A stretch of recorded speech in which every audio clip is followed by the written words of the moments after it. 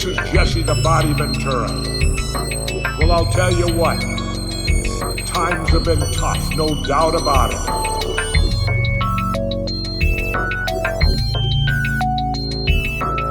Tough on all of us. But you know what? So be it.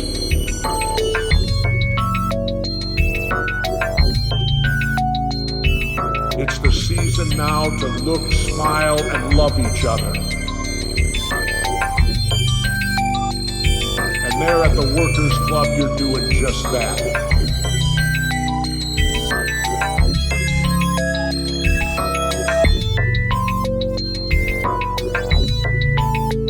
The Workers Club. I love the name.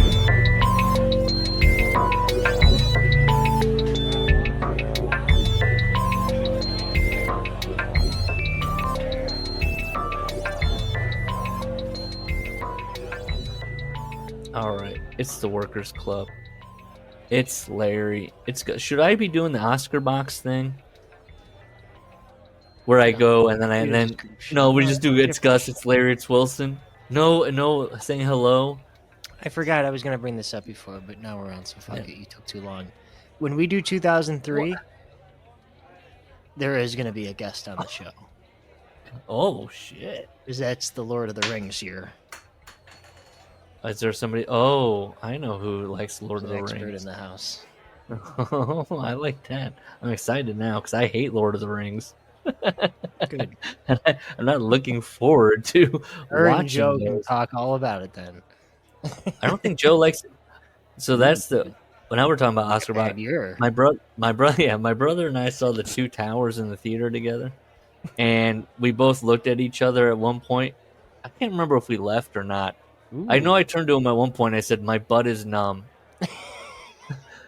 Where do you stand, Gus? I've never watched the Lord of the Rings movies. I love it. I love it. 3 good responses. And there's definitely when Sam and Frodo are exchanging dialogue. I think it's that movie where they have to part ways. I was definitely doing the elbowing my brother and going, "You know what's going on there, don't you?" Wow. I don't even know that much. It's still we're doing Hulk Hogan. God, you're right. That is the Peter Bogdanovich. Take a big sip out of the Stanley.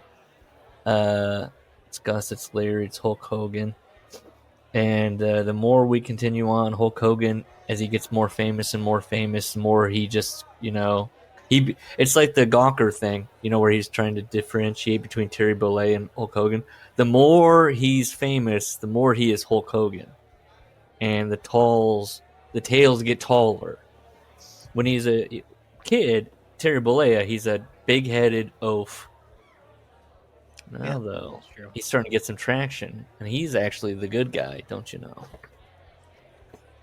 Do we have any, Workers Club Show at gmail.com?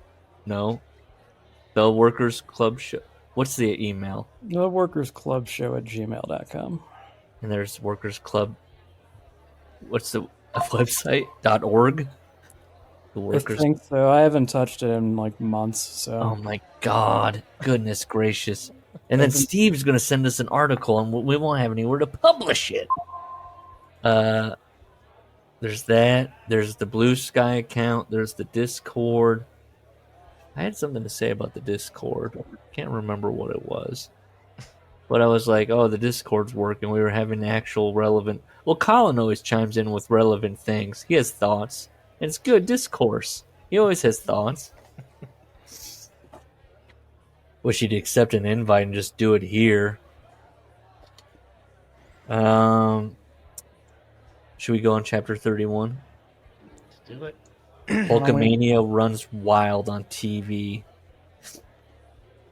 Wrestling and rock combined, such a strong idea that CBS comes to them. They had an animation company, called DIC. They want to do Hulk Hogan's Rock and Wrestling. You guys always chuckle and you'd see the little dick thing at the end of the cartoons. Oh, you're right. God, I haven't thought about that in 40 years or however long. Yeah, it just reminded me too. Yep. Yeah, I'd say Dick. I remember watching. I don't remember a Dick thing. What's the Dick thing? It was like a production company, but it was on after certain cartoons. Oh, DIC. You know, like the little Put it- ending No, production credit. I wasn't a filthy little pervert, I guess, so I just took it as DIC. No, they said it. Wasn't there a voiceover that said the I name? swear it's Made that- by yeah. Dick. Because it was in, like I still wouldn't have done. like after The Simpsons, wasn't there'd be like- a little it was like- production, slide with the name of the production company. Yeah. Or the Sit Yeah, but- Ubu Sit. Remember that? That was the production Yes, company. I remember Sidubu said. Dick was one of those, and they would say Dick, and that was it. Yes. It had a little sound effect under it. Yeah, Dick. Just saying. No, it was, Dick. it was much softer. I think it was a Dick. bit. Yeah, like that. Dick. Yes. Like that. This is how pure I was as a child. We were running around the neighborhood that we grew up in, and there was a road that went to nowhere. It was just like empty, it was just dirt and grass and what have you. And there was someone had poured out just a pile of Penthouse magazines. They backed up, they dumped it. Went down, went to my mother, my brother as well, and we were like, "You got to get rid of these Penthouse magazines. What if kids find them?" And my mom was like, "Why me?" And I was like, "Because we found them. We were the ones that found them. We didn't take. We just were like, oh, this is bad. Somebody littered, and it's pornographic." Man, we had That's a how whole pure I was. clubhouse out in the woods with like, I did. wow. We had the clubhouse in the woods where we were torturing children, but then also maybe I was Vince Russo as a kid. No pornography. See, we had But also- porn on ours, yeah. There it Oh, is. he's got it right here. This was it at the end. Okay, they made that kid say "deek" That's why it's funny. because the kid can't go dick. Deek. Hogan says, he ran from September 85 to June 87. It was damn good. Kids loved it. Parents loved it. My voice was done by Brad Garrett. From Everybody Loves Raymond. And he says, there were other people. JYD was done by Uncle Phil from Fresh Prince. Oh, wow. Oh, that had to be for him. They're like, make the voice kind of, stupid. And he's going, I don't want to do it. It's bad if I do it. Let's see. I have 2 question marks here. I don't have a lot of notes. I have 2 question marks because I got confused about what Hogan's trying to talk about. Oh, he's talking about why the cartoon show was hard to keep going.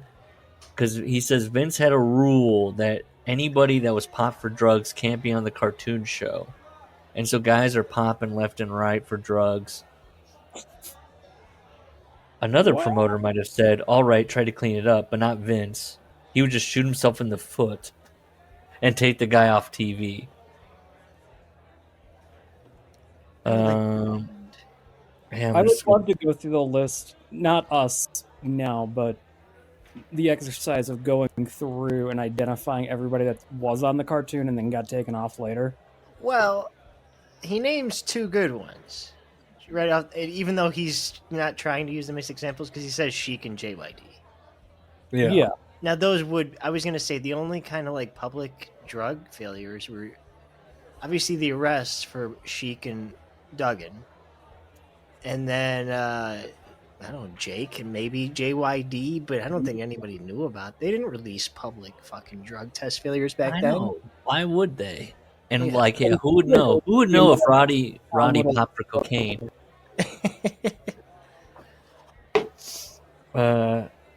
Remember, it was that famous Meltzer kind of come to Jesus moment. I think it was 87. Jake got suspended for failing a test and they sent him to rehab. He knew that, but didn't run the story. And Brody called him and said, "You better run that fucking story because you're a journalist." So he ran it. We hate to see it. Dave's been compromised from the beginning. Yeah. All of us, look, I want to talk Brody about had to it. straighten him out. Real quick, I want to talk about it. Harlan of wrestling. Dave tweeted out a story about WrestleMania. Got dunked on by Brian Gewirtz. Oh, that's what we need to talk about. God damn it, I knew we needed to talk about something. Don't talk about Gewirtz. We did his book. He has no social media engagement. And then Dave tweeted about WrestleMania. That wasn't even it. He deleted it. And then he wrote about it in the newsletter. And he completely exorcised any mention of like Dwayne or Paul. It was just like very milk toast. The original tweet was Rock came in. He wanted Cody to be the corporate champion against John Cena, turn heel. Everyone thinks that's a bad idea. But because Triple H actually has no power, Paul Levesque has no power, and Nick Khan always sides with Dwayne, his friend, people talk to Cody. Why are you regurgitating this? This isn't the wrestling news podcast. You just want to go on a rant. It's about to be. No. Well, look, we covered Brian. It's fair. It's fair. It's fair to talk about Gewirtz. Let me know when you're done. I will point to you. That people talk to Cody and said, you can't do this. They go to John Cena. Fine, whatever. So then the Wrestling Observer writes, people thought it was a bad idea. It's all very bland. There's no more Paul getting completely neutered from Nick Khan. And then Brian Gewirtz shows up out of nowhere. He never responds to anything. You look at his thing, it's dead. And then it's him going, you're 0 for 2, Dave. The Rock, this was always the plan for The Rock. It was like, oh, okay. I mean, that's why the SmackDown had to get rewritten. Remember when they advertised the Cody match and then he didn't do it? On SmackDown? Remember all that? Are you guys really... what is he? Larry's took off his headset. Gus is on his phone. I was trying. God damn it. Larry left me on an island. I was paying attention until you literally told me that I wasn't paying attention, and I had my thought, and I was fine until you called me. No, it's fine. Well, Larry took off his damn headset because he doesn't, what? If you no, that was my thought is... Brian, has he just given up on considering himself like a serious writer? Is this the way a writer conducts himself? That's my point. What's his job? Well, in life? $7 production. As what? He's not a writer. What's he doing? Larry, you're muted. He's an errand boy. Sorry, he gets rid of those Voss bottles full of piss. That's right. That definitely. What's he doing? He's dunking on Dave Meltzer for being. By the way, that was correct. The Rock came in and blew up the plans. That's established. Of course. Why even bother going on Twitter to be like? Well, I'll weigh in with things here. My two very casual friends both texted me. Seen as a heel? I'm like, wow. Yeah. Okay, so it got some traction. They must have been watching around the horn. But then, then they asked me, like, well, how is it? Like, what's going on? Because they know it's probably bad. And I'm like, yeah, it's not great. Rock's not really good. I'm trying to explain to them in layman's terms his kind of meandering... I didn't really prepare for this, but I'm good enough to make it work 35 minutes later. Did you send them a picture of John Cena's skull and go, does that do anything for you? I can't even do it. That thing? What a face. He's an actor. And they're like, now be devious. When's Cena been devious in a movie? That's why he struggled? I think he's a bad guy in what is it? One of the Fast and Furious movies. I think he's a bad guy. I haven't seen it, but I'm pretty sure he's a bad guy. Or maybe he's not. He was in one of them, or maybe multiple. He's like dipped in and out of everything. He was playing a heel Santa. We'll get to it. All right, I found the Davey stuff. Well, we'll get to it. Okay. Well, but it has to do with rock and wrestling.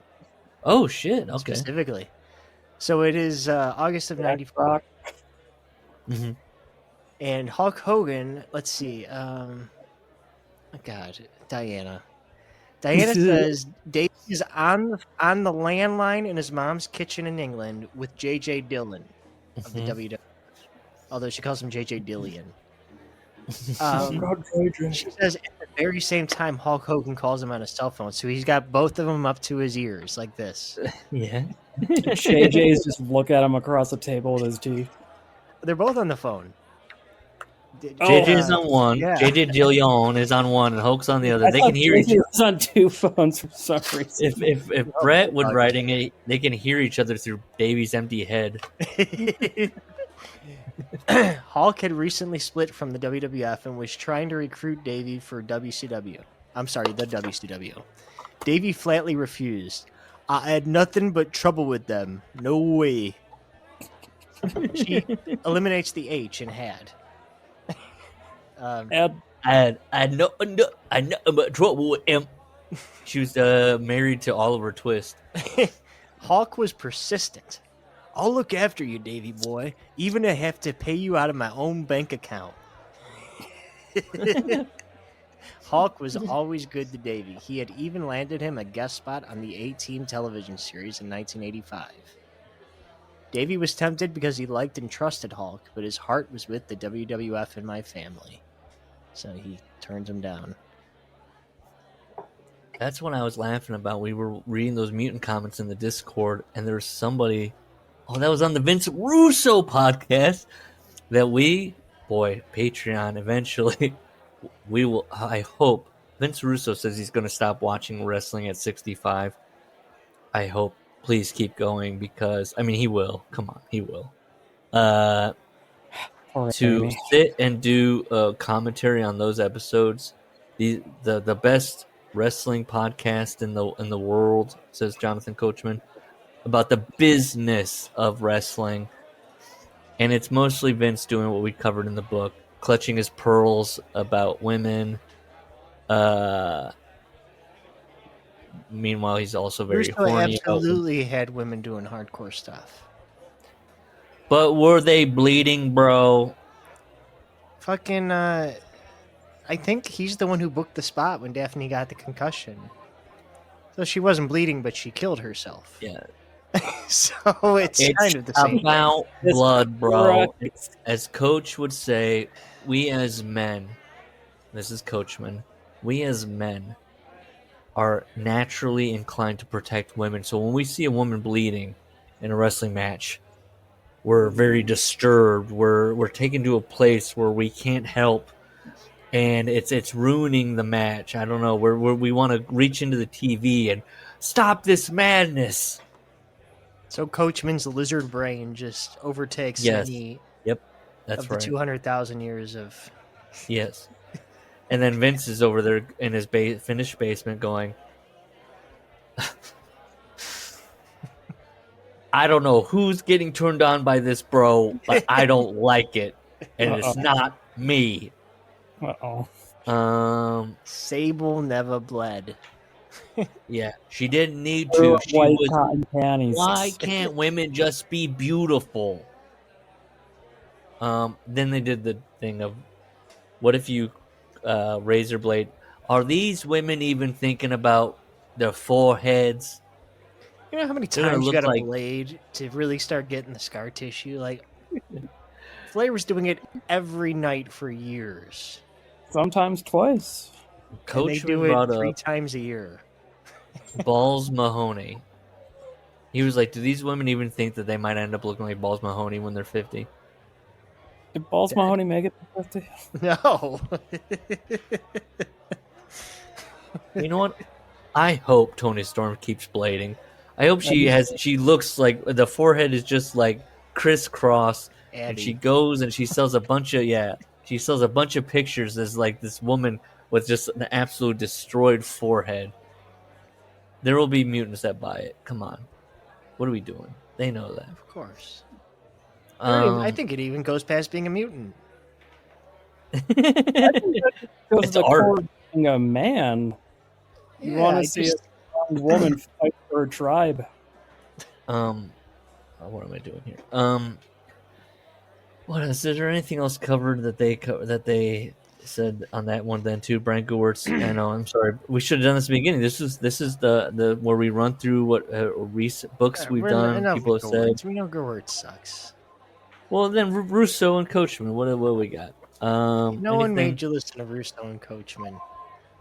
You know, Coach doesn't like us. He's already roasted us before. Did he? Yeah, I think he did on Twitter. What did he say? But then I started posting all of his sexual harassment stuff, and he never did it again. Well, I just kept posting a screenshot from ESPN that talked about his dismissal. He told Vince Russo, he said, hey, I'm calling what's the golf thing coming up? Calling the something or other. He's calling a golf thing on ESPN, he said. And Vince Russo said, good for you, bro. Coach, good for you. It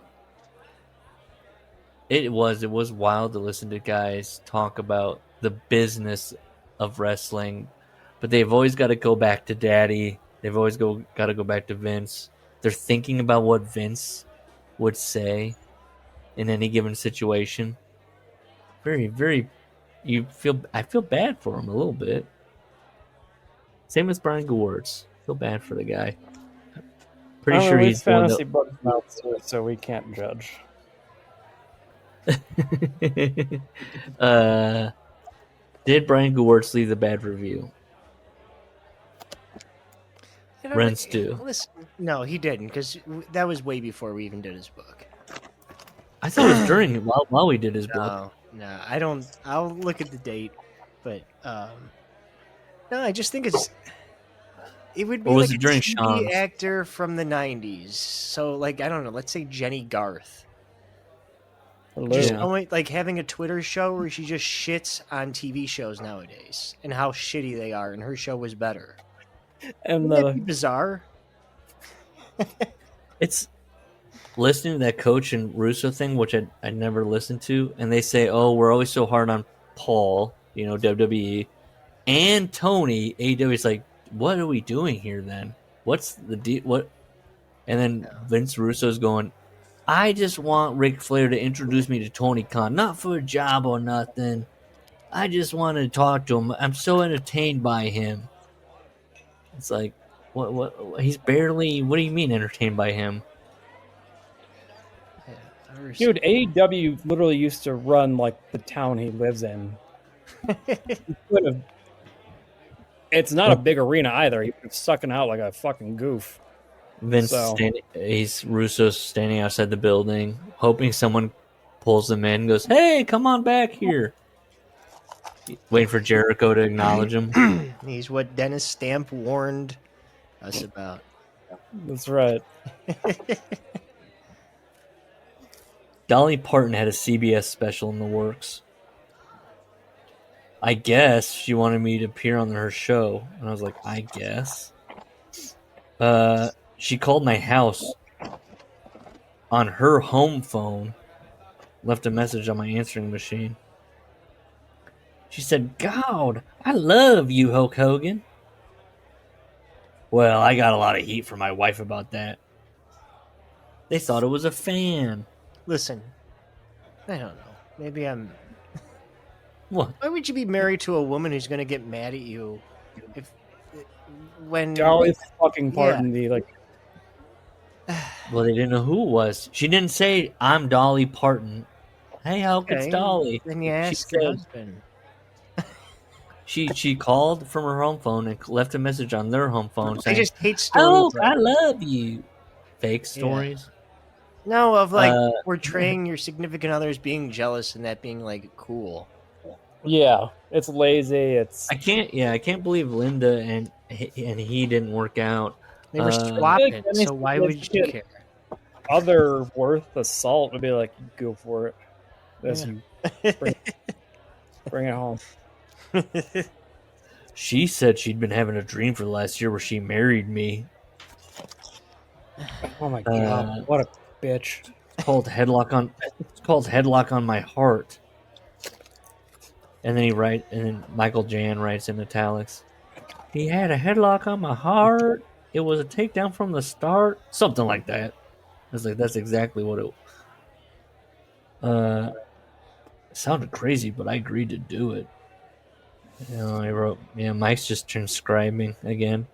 Just Hogan riffing. Yeah, this is kind of a nonsense chapter. There's nothing going on. When she fell asleep, boom, I showed up.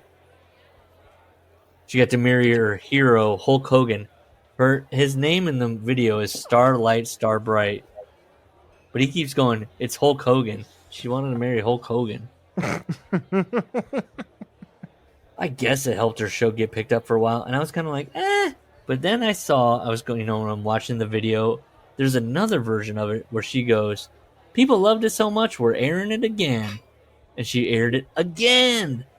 So, you know what? He's not wrong. Hulkamania is running wild. He's popping ratings. Well, until this next page, I forgot he had these whoppers on this next page about SNL. Well, I thought she was genuinely a big fan. Because she was telling, she was going, I love you for doing this, Hulk. Love that you're doing this. Then I saw that she told everybody she loved them. She'd say things like, oh, honey, I love you for bringing me that jelly donut. I love you for bringing that car around back. Hey, I love you for being so sweet and appearing on my show. She loved everybody. Was Hulk a dummy? I wasn't anyone special. Does that sound like a dummy to you? But I didn't know that at first. In fact, I didn't have a clue what this woman was up to. Kayfabe, Dolly. You didn't have a clue what she was up to? What devious machinations is Dolly Parton up to? Why did you bring me here? What are we doing? You said you loved me. Do you want to marry me or not? Did you ever dream about me, or is that a lie? Well, CBS, NBC, ABC. Hey, wrestling. They'd always seen pro wrestling as something that belonged on the UHF dial somewhere around midnight. Which isn't true. No. Then Hulkamania comes and they think, oh my god, these syndicated wrestling shows are pulling better numbers than our primetime dramas. No, they're not. Maybe we should look into this. Back in 1985, Brandon Tartikoff, who was a friend of Vince McMahon, and sports president Dick Ebersol, who was a good friend of mine. Wow, what a weird thing to say. You don't think Dick and Hulk were friends from way back? He hadn't met him yet. I was everywhere, and then that's Saturday night's main event because of Vince being friends with... No. How did it happen? What did Tartikoff say? Let's do a 2-hour special. We'll take Saturday Night Live off the air 1 week. We'll put on the Saturday night card. We'll call it the main event. So no, that's not totally true. I mean, the main event was a separate show. Well, But Saturday Night, that was when SNL was in reruns, though. So Yeah. Hogan's Well, acting like... Terry probably had to massage his friend Dick. And go, hey, we got this idea. I was everywhere, brother. I was on network TV. I was on syndicated TV. I saturated the marketplace. A guy sitting with bent clothes wire on his TV in Botswana might not know who the hell Marilyn Monroe or John Wayne was, but they knew who Hulk Hogan was. And then I don't know what that means. Does he mean from Saturday Night's Main Event? Just from exposure. But I don't think the syndication. He's everywhere. As much opportunity through. Well, does this clarify? Nobody in Hungary knew who 80s superstar Michael J. Fox and Rob Lowe were. But even the people in the tiniest town square in Hungary watching the only TV in town knew who Hulk Hogan was. Does that make sense? No. Yeah, he defeated communism. I became the most visible media star of the 80s. It was documented in polls. That person needed. My face, my bald head, the bandana, the mustache. Anyways, now we're producing the whole bar. Yeah, I know. I like that he's like, I've got to mention my bald head. That's key. Whatever it takes. A hole in his hat. No Holds Barred, 1989. It's going to be made by New Line Cinema. Vince and the WWF are not involved. Then Vince steps in.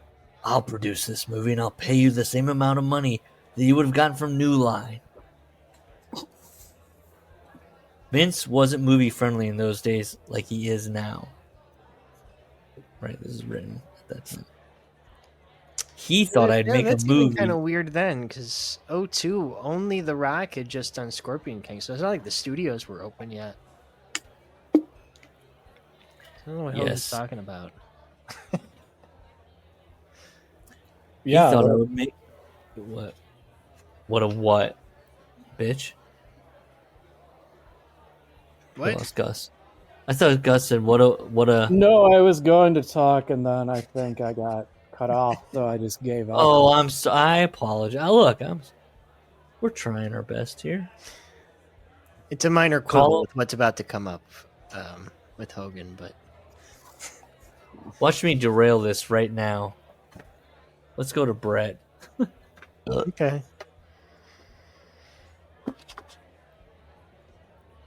Oh man, that was satisfying.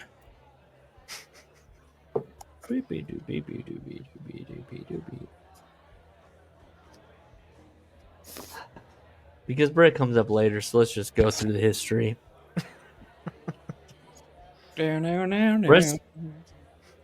Brett's the day before Hulk arrived in Japan, he'd won the WWF World Heavyweight title and still seemed overwhelmed by it. Bob Backlund had begrudgingly refused to drop it to him, demanding that whoever beat him had some kind of legit wrestling background. Yeah, that was Hogan's story. Yeah. As we watched, this is the locker room. They're watching Hogan win the title for the first time. As we watched, Tom flipped his butt onto the floor and grounded out. So that's the big sensation. Can't work much, can he? Abdullah lowered his shades. What's going on? Davey stared out at the ring, nearly lovesick, fantasizing about being as big and built as Hulk. Okay, let's fast forward. Where are we at? Where's the next one? So many wires. Vince says to Brett, "You get even more mail than Hogan." Fast forward. Where are we at?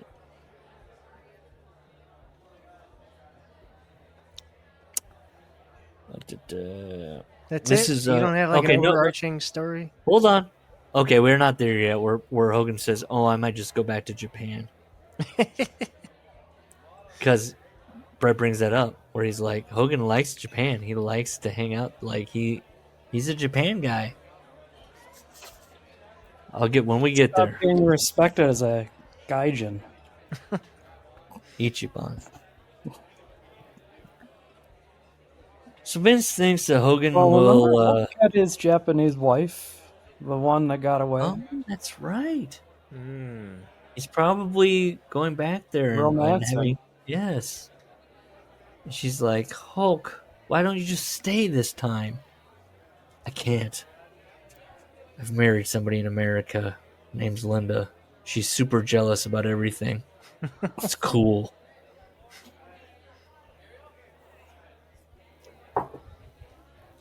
You He's here, like a Bubba thoroughbred, though. Larry did it. Larry cut off Gus. Sorry. I said Linda's like a thoroughbred, though. Yes, she's a horse. Sorry. Gus, go ahead. No, I don't. That's our new pet. Gus, go ahead. I don't want to be a bet. A lot of times people have said that in my life. Yeah, you They can be don't like wanna be- Wilson, and no one can ever take you seriously. Oh, people take me seriously? You kidding me? You know you're taken seriously when your own child goes, you're doing a bit right now. Vince is concerned. Hogan believes that Vince thinks that he's going to make a movie and he's off. He's never going to come back. But Hogan keeps, and he does this throughout the book, wrestling's his base. Wrestling's his home. He would never ever want to leave wrestling. And he says, I was gonna do the movie. I'll come back like a faithful dog. Brett's nodding. The amount of times that Brett compares people to dogs, like not only specific dogs, but just in general, like Vince is bringing out meat on a platter and the dogs will get their scraps. Vince reeled me back in just to make sure he was in control of this situation. Anyway, a writer had been hired to come up with the script for No Holds Barred. But when he turned it in, it sucked. Can we get an original draft of the No Holds Barred? I wish. Of course, he was going to get credit for it even if it got rewritten 50 times. Because that's how the Writers Guild works. It's all politics. Well, here's his bugaboo, because he's not in the Writers Guild, nor Vince.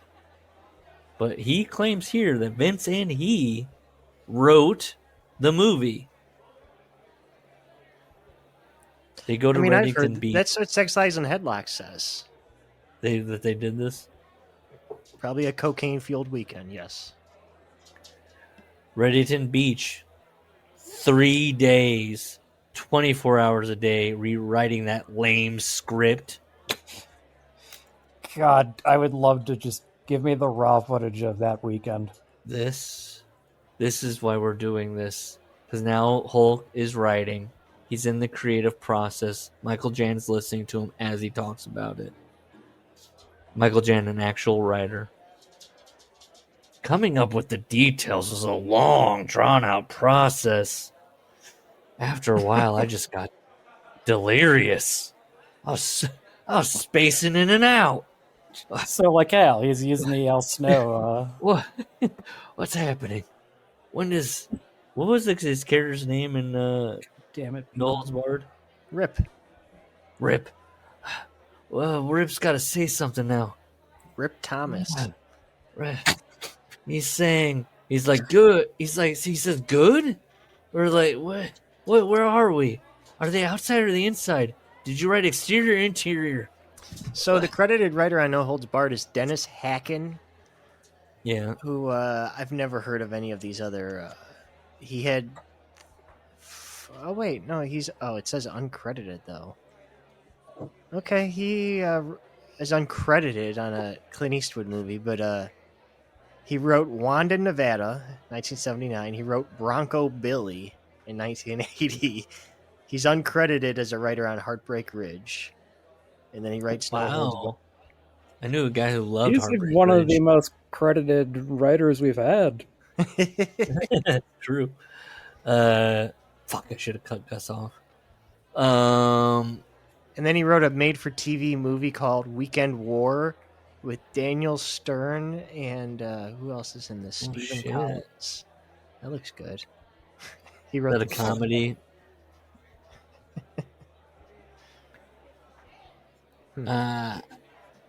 Can we get find this guy's contact information. You need to I don't know interview that this he's. guy. Well, I guess he could be with us still. Okay.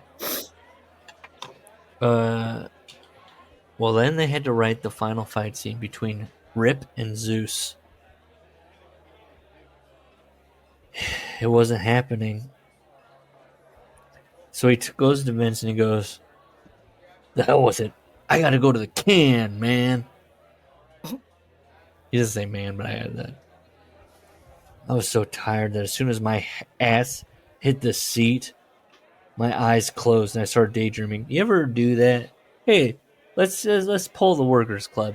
You ever been so tired and you're like creatively exhausted? You go and you're taking a big old dumper because you're sitting down. He says his ass hit the seat. He's taking a big old shit, and you start zonking out. You start daydreaming about the thing you're writing. You're like, you're pushing, but you're also like, what does this happen? You ever do any of that, Gus, Larry? Can't recall No? the last time that's happened. You don't have a brainstorming moment on the toilet? In the shower. No, In the shower? Yeah. Sure. It's all business. Well, Hulk Hogan, he sees the whole fight in No Holds Barred play out while he's zoning out on the toilet.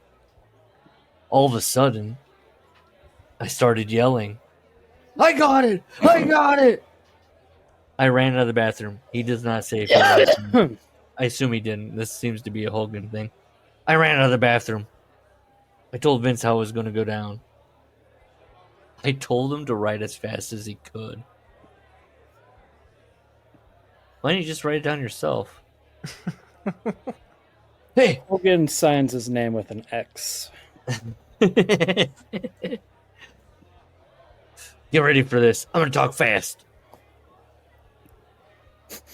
God, the amount of cocaine. This whole passage has severe cocaine. Like, I got it. Oh my God. And then, right fast. Here we go. I got this idea. Here's the man. The hard part for me was keeping my eyes closed and trying to spit everything out before I lost it. He literally he can't do it. He's having a hard time closing his eyes so he can. Wait, I'm trying to recall it. Oh, fuck. I know you haven't done cocaine, but cocaine makes you shit. Never. Well, I was going to say. That's what I'm saying. So there's a reason Hogan was on the can. Yes.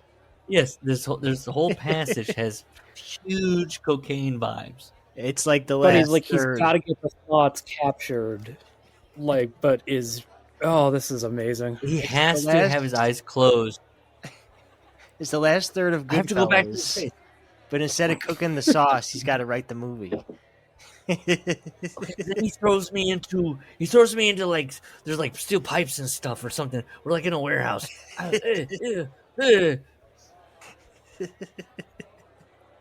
Vince is like also. By the way, Vince is also incredibly high right now. Just like, oh, this is good. Ah, fuck yeah. Oh, that's good shit. Ah, fuck yeah. Rip. Yeah, I'm gonna rip a line. Well, now they have to cast Zeus. Every time we see the movie, we can giggle at each other because we know what rip means. It'll be our little joke. They're auditioning for Zeus. Uh-oh. There was a huge African American guy that showed up. Note that he said African American. I'm just thinking what we know with Vince now and the implications of the weekend. One of his eyes had been blinded, so it was gray, and his other eye was crossed. And he had one eyebrow straight across his head. He said his name is Tim Lister Jr. But his nickname, strangely enough, was Tiny. Strangely enough. Or that's I've a never pretty heard common Tim. trope. I haven't either. Nope. Yep. Me neither. His birth name is Thomas. And I've heard Tiny, and I think I've heard Tony. But never Yeah. Tim.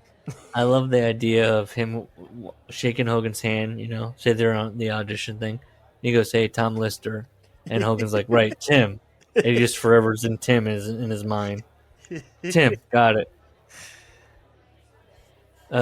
Hogan's never heard of somebody big being called tiny. He's like, "Oh, that's weird. Because you're not tiny." And he's like, "Right." Now I'm just thinking of the cocaine introduction, like Tim, Tiny, haha, whoa, yeah, ooh, now Yeah, Tiny, yeah. yeah. What about that Timmy guy? Hey, Mr. Peanut Butter, where'd you go? Hogan has this kind of control. That's the guy. Tell everybody to leave.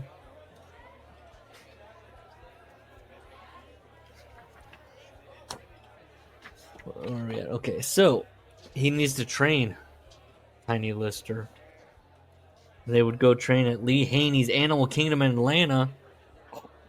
Lee Haney was a bodybuilder, a 6-time Mr. Olympia. Paul Levesque is nodding along. Give me a second. He sounds like he might be a Oh, no, sorry. This is Vince, not Tiny. This is Vince and Hogan. Yeah. Are training all the time. They're with each other 24/7. When they were done training, at about 3:00 in the morning, we'd pop the trunk of our car and drink a beer. By the way, the cocaine. Holy shit! It is a black guy. He That's is. That's how they got the idea. They're training over there and like, what if the villain is Lee Haney? Vince would call the beer that they're having at 3:00 in the morning from going all day long and training and writing. Vince would call it our heart attack beer. We would drink it to calm our nerves. Then we would go to sleep for 3 or 4 hours and be back on the set at 6 a.m. And we're, gotta have a downer. Yeah. We were like cyborgs, brother. Sleep was our enemy. We would just change the battery in our forearm and keep going. One, I did write cocaine battery, and then two, just the idea that Hogan is imagining a cyborg, and he's like, and the battery is in their forearm.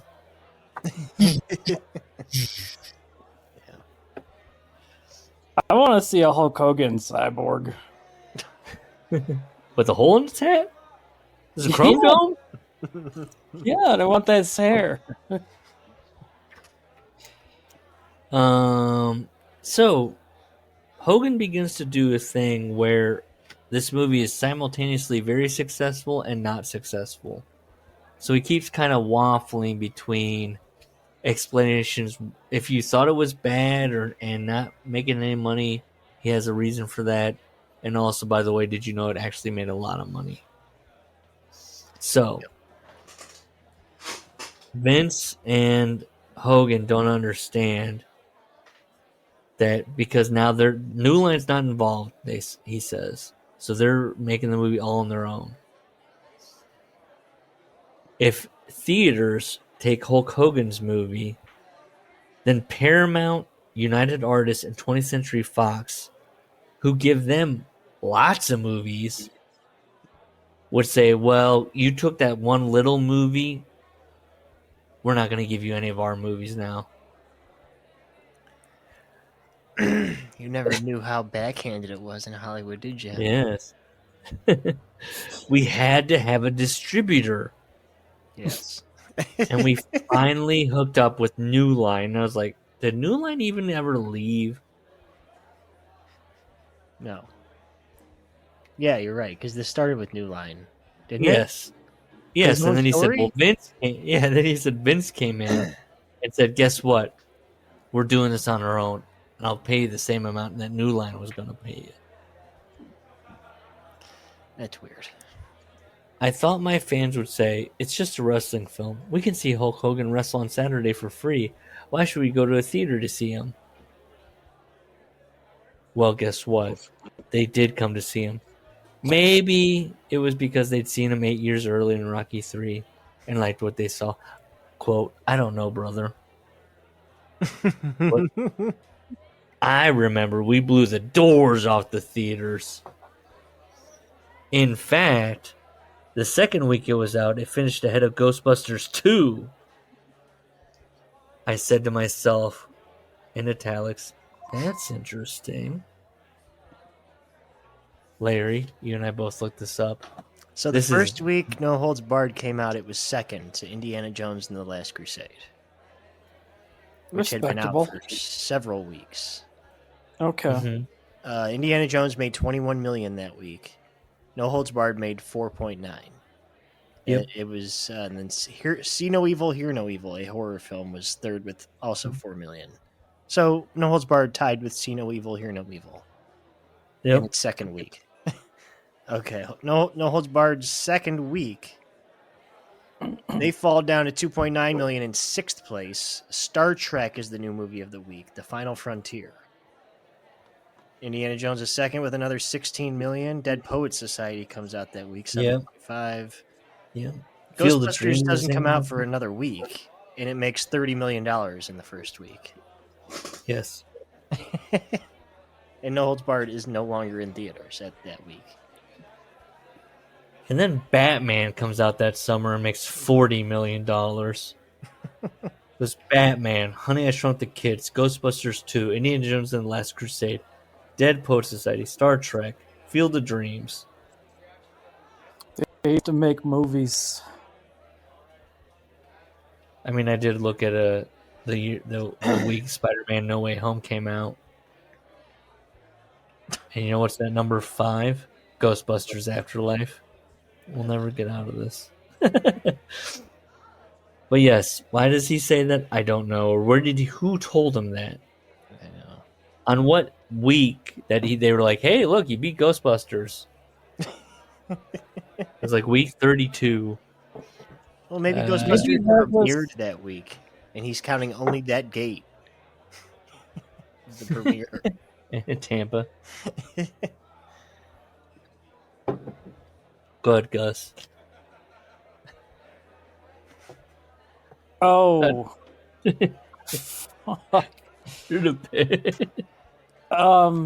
No, maybe that he's counting that as what knocked them out. Like that was the last week. It was in theaters.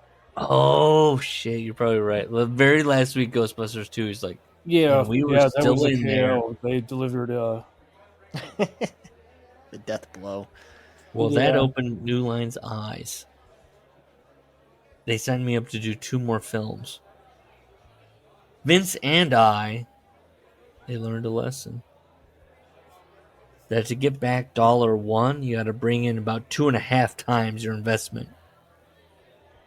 Which to them means the wrestling business is actually more lucrative. And I wrote, for who?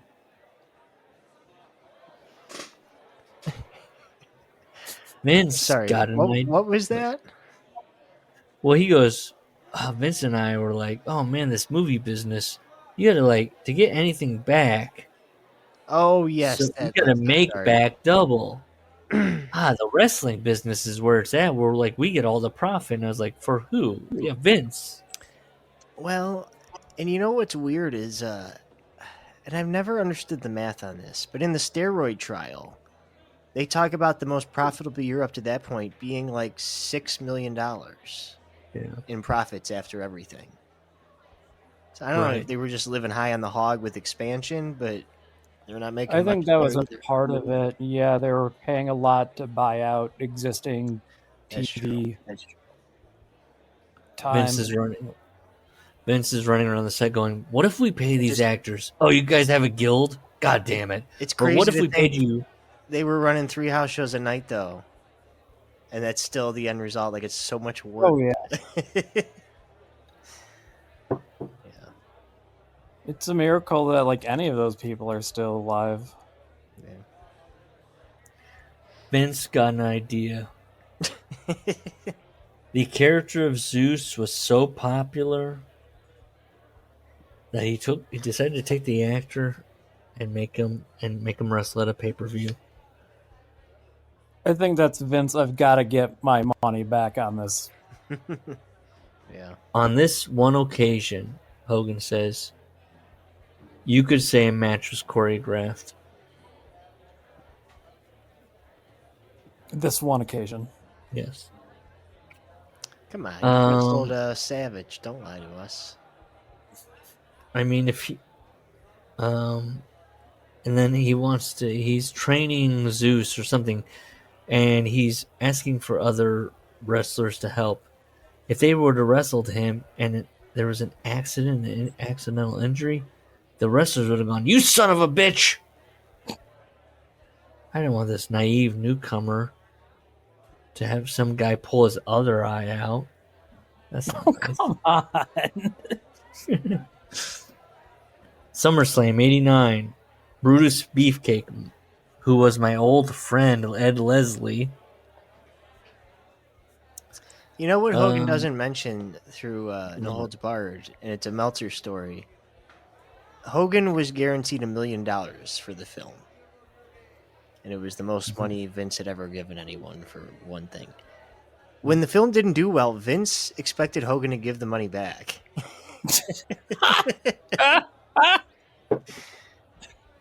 Terry. That's where Hogan is talking about, like, I mean, you have to make back X amount of money for it to actually be profitable. What did Vince want? So it made $4 million. How much did it take? I mean, the $1 million alone for him, he's thinking $500,000. Yeah. Plus distribution, plus press, plus marketing. Yeah, I mean, New Line's coming along. Maybe New Line was, and then they came along and went, like Hogan said, well, Vince paid for everything, great. Out of his own pocket. Terrific. Hogan says, New Line came along and went, it's all profit for us. My next film came out of nowhere, which is another way of saying all of a sudden. Came out of nowhere. His next film came out of nowhere.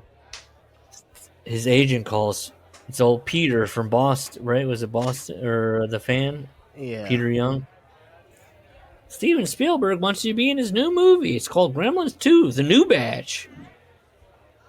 You're going to work with Steven Spielberg. I don't know why he ties Spielberg to this film. I don't know. I wrote It has this. nothing to do with Gremlins. I don't know. Yeah, I wrote here. He's this not even I thought maybe he was a producer. dumb. But he's not even a producer. It's not even a money thing. It's just Joe Dante made Gremlins 1 and 2. Yes, correct. I was going to work with Steven Spielberg. He goes to the dressing room. He describes it as a broom closet. He doesn't care. He's going to meet Spielberg. Somebody walks up to him and goes, put your Hulk Hogan clothes on. You're going to run the Gremlins out of this theater. Hogan just writes, cool.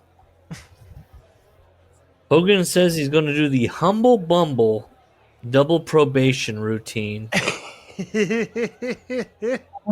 All right. That means doing the old, yep, yes, sir, no, sir, yep, okay. Because in a minute, I'd be talking to Steve Spielberg. And Hogan, this is great. He wants to show Steven Spielberg, I'm just not a yelling, screaming, bald-headed, peroxide, blonde maniac. There's more to me than that. Maybe he's hoping Steven Spielberg will look at him as he's acting and go, hey, this guy might have something. Maybe I can make him a transvestite or a bad guy in my next film. Or a transvestite and a bad guy. Maybe I could stick a couple bolts in his neck and make him the next Terminator. What is happening? What movie is Hogan imagining in his mind? A transvestite bad guy? Ace Ventura. You wanted the When finger Hogan part. when Hogan thinks of high art, like a Spielberg movie, high art, he's thinking, this guy could cast me as like a transvestite bad guy. Well, hey, listen. The next film, after Spielberg famously made Gremlins 2, he made Schindler's List. Stop. So maybe Hogan could have been Please Amon do Get not. instead of Ray Fine. Yeah, with his big belly sitting on the porch Shooting sniping people off people. the. Holy shit. Yeah. Hulk would actually look like a really good Nazi. Yeah. But in the black and white thing, he'd be so brown. Yeah. It'd be so concerning. But you put like the helmet on him. Steven, am I like a transvestite in this? No. And you keep asking me that before every scene. Did the Nazis have bolts in their necks? You made Frankenstein, right? No. Not Terminators? And that too, the Terminator thing. You It's can make me a Terminator. It's Frankenstein's monster. Ed Ferrara. So he knows goes on. that. Yes, that's right. Dracula, all the greats, Wolfman. Grimaldi's pork store. Hello. Why? I saw this other guy telling people what to do. I saw him telling the cameraman when to roll, when to cut. I was with the second unit director. Steven Spielberg was with the stars of the film, directing the money scenes. I was like, did he just see Joe Dante? Or he might have been. He very well might. I mean, this is such a little thing. He might have been with somebody else that was like, we're just picking up. Just do your lines, man. Well, Hogan's part is only for the film version, right? Because that's when the Gremlins are fucking with the film and it becomes meta. Yeah. And they're in a movie theater and they fuck with the film and the film stops and then Hogan comes out and like dresses down the Gremlins and threatens them. Yeah. In the home video version, it's a videotape that gets destroyed, and so it's a different actor. I didn't know that. Yeah. That's because Joe Dante is an artist. He cares about those details. And he wants to cut Hulk Hogan out of residuals. Should have negotiated with the governor. I never got to meet Steven Spielberg. That was just a carrot they dangled in front of me. Or you're dumb, or he really thinks... Or Peter Young is dumb. Somebody's young. Somebody's young or dumb. Do you think Hogan still thinks Gremlins 2 was a Steven Spielberg directed movie? When Spielberg dies, he's watching the Oscars thing, and he's like, they didn't put any Gremlins 2 in there.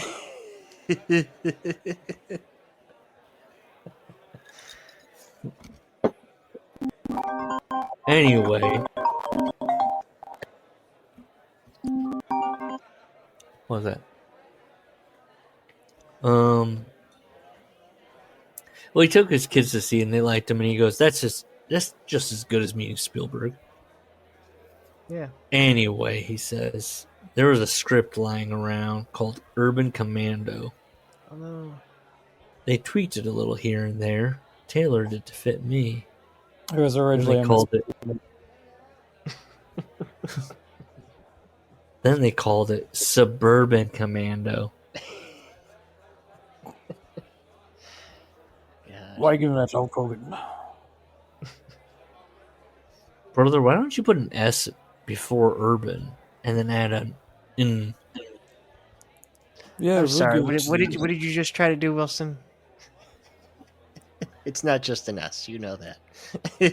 Yeah, that's what I said. Then you add an No, you add an up. Sub. No, and then an earn. Oh no. An in, an un. Suburban. Urban. Suburban. You know what I'm saying. Oh, I don't. I really don't. Yeah. Technically, Oh no. I was the movie's executive producer. But really, I didn't do anything. It just meant an extra check in the mail. Suburban and Commando.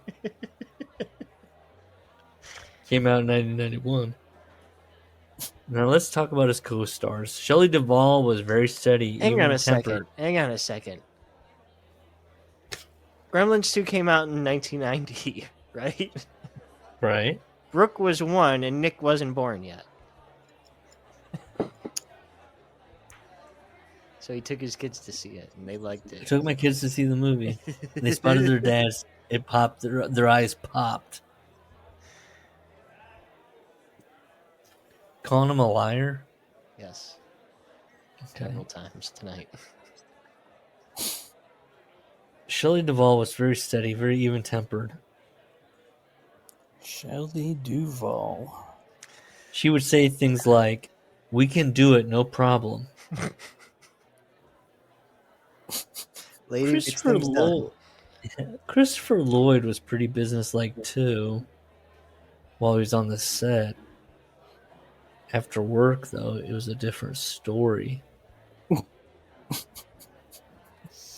He was going through a divorce at the time. Uh-oh. Sly Stallone flashbacks. So my wife and I decided to take him out at night and keep him company. He took us down to Melrose Avenue. Let us all into all these bars where everybody had spiked. Felt bad and had to take pity on Christopher Lloyd. Yeah. We got to get you out of the house, man. We got to. Yeah, they're filming, and Christopher Lloyd's looking at. They're filming, and Christopher Lloyd's going, "I'm going through a divorce." Good job. This divorce is really messing with me, Marty.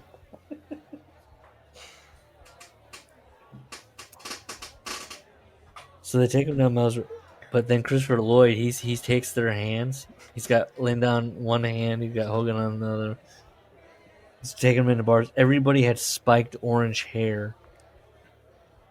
I was scared to death. Probably took him to some cool places. But the kids all said, the kids in the bar, "Hey, Christopher, what's up? Come here, man. Drink this. Smoke some of this." Quote, unquote. He knew everybody in every bar up and down Sunset and Melrose. I said to my wife, "This guy's not what we think he is." You know, he's not even a scientist, dude. Yeah, what does he think Christopher Lloyd is? Why is he burying Christopher Lloyd? Dude, sounds like a fucking fun guy. I ended up becoming really good friends with him. Bet you did. And then he's just like, wow, he went through divorce. But hang on, I quibble. You passed it up. Where he says Shelley Duvall and Christopher Lloyd were started out as sitcom actors. And that's not true. Yes. Lloyd was on Taxi eventually, but he was in stuff before that. Do you think he's confusing Shelley with the gal from Cheers? Like I used to? Oh boy. Okay. Shelley Long. Yeah, he thinks Shelley Duvall is Shelley Long. Maybe. I could see that. I don't think Hogan's seen The Shining or Nashville. Yeah. Popeye? Has that come out yet? Oh, Popeye. He probably wouldn't recognize her. Dude, you kind of look like olive oil. Has anyone ever told you that? She thought he was fucking with him. Linda wouldn't allow that in the house. So basically, I think what Hulk Hogan is trying to say with Christopher Lloyd is that he sees Christopher Lloyd. None of it makes sense to him as to why anybody would watch this man on film. You know, he's not bulky, he's not tan. Doesn't have long blonde hair with a bald spot. And so then this guy's cruising around Los Angeles. Everybody he's been there. He's Christopher Lloyd. He's got the ins and the outs. They're having a good time. Hogan is thinking, this is suspect. This guy isn't. He's not telling us everything. Well, that's what. Yeah, I mean, I guess, but he says, "What a survivor he was." He strolled through the whole mess with ease while we were shooting the movie. Which was it then? I mean, you make it sound chaotic, and then you make it sound like he, I'm guessing, yeah. Hogan's saying that if he was going through a divorce, it would just be an absolute disaster on set. Well, new line. They gave me a handful of scripts. I like the idea of the going through it. I don't know if this is a stand-up material. Yeah. But when people say they're going through it, what's the period? And what starts? And then what ends it? And you just can blame anything on that during that period. I was going through a divorce, man. And you're 2 days away from signing the last paper. Yeah. But you can still use it. I mean, that depends on the person, I suppose, where you can use things happening in your life where you're like, well, that was while I was, going through a divorce. So you'll have to excuse my poor behavior. It doesn't get questioned, though, is what I'm saying. It's accepted. You have to let it go. Yeah. I'm trying to think. Gus, is there anything... I mean, I'm trying to think, how long would I use a divorce? Trying to think of people we've read about. Brett. I mean, he went back to Julie. He did. So he was going through a divorce for a long time. Yes. And he would be a deep thinker. He'd be like, I'm just so torn up about this stuff. It's like, your kids are grown. I love fucking that 20-year-old Italian woman, but Julie's my wife. He's torn up over that conflict. We made vows.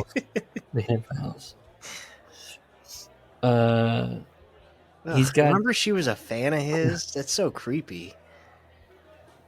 Well, her sister was a fan of Tom's. No, remember she wrote in her notebook she was going to marry Bret Hart in the 5th grade. Ugh. Oh no! Oh, the new wife. Yeah, I thought you were talking Julie. The Italian woman. Yeah. Well, that didn't last. I mean, the book ends with them. Remember, it's because she didn't want to leave Italy, and they hadn't thought of the logistics. Whoops. So you're moving to Calgary? She's like, what? So we can look out Stu's kitchen window.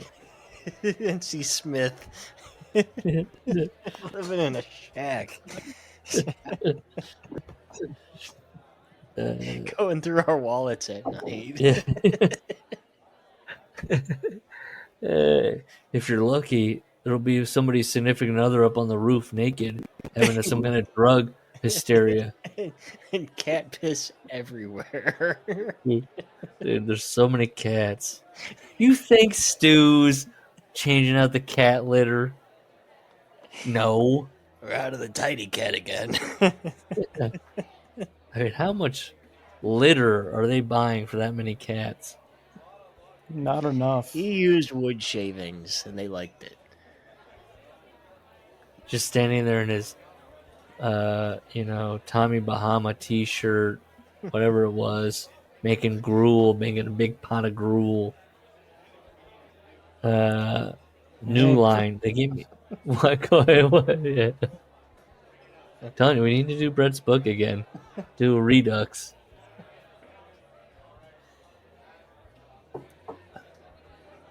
New Line's giving them scripts and treatments. We could get a cameo from him every single week and have him answer a different question. Once we have a corporation and we can write it off. Correct. Yeah.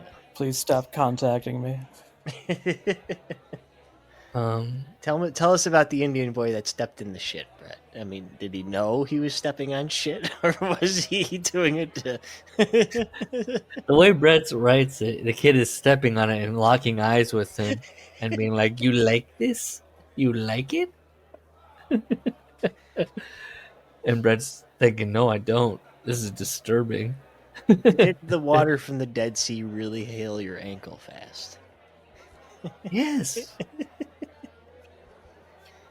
I think now if you asked him that, he'd kind of like put his eyes to the side and go, you know, I don't know if you've been there. That was Have you the been? look. He'd put it on you. Have you been there?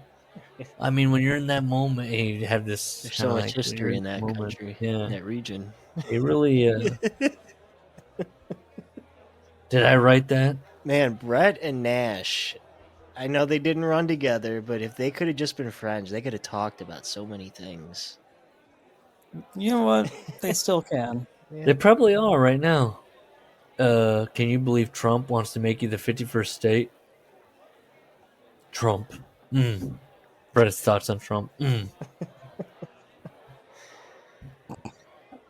I voted for Doug Ford.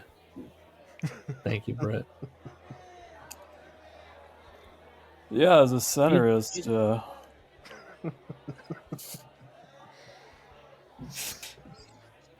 Yeah, what are Brett's You know, I politics? always thought Jerry Ford was a pretty good president.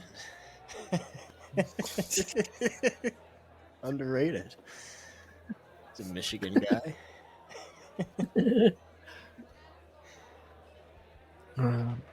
didn't do more than he had to.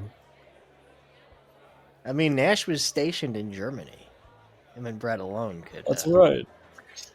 They outlawed the Sieg Heil. Can't do it. We know. He met with a guy named Bob Shea. And Hogan pitched his own treatment.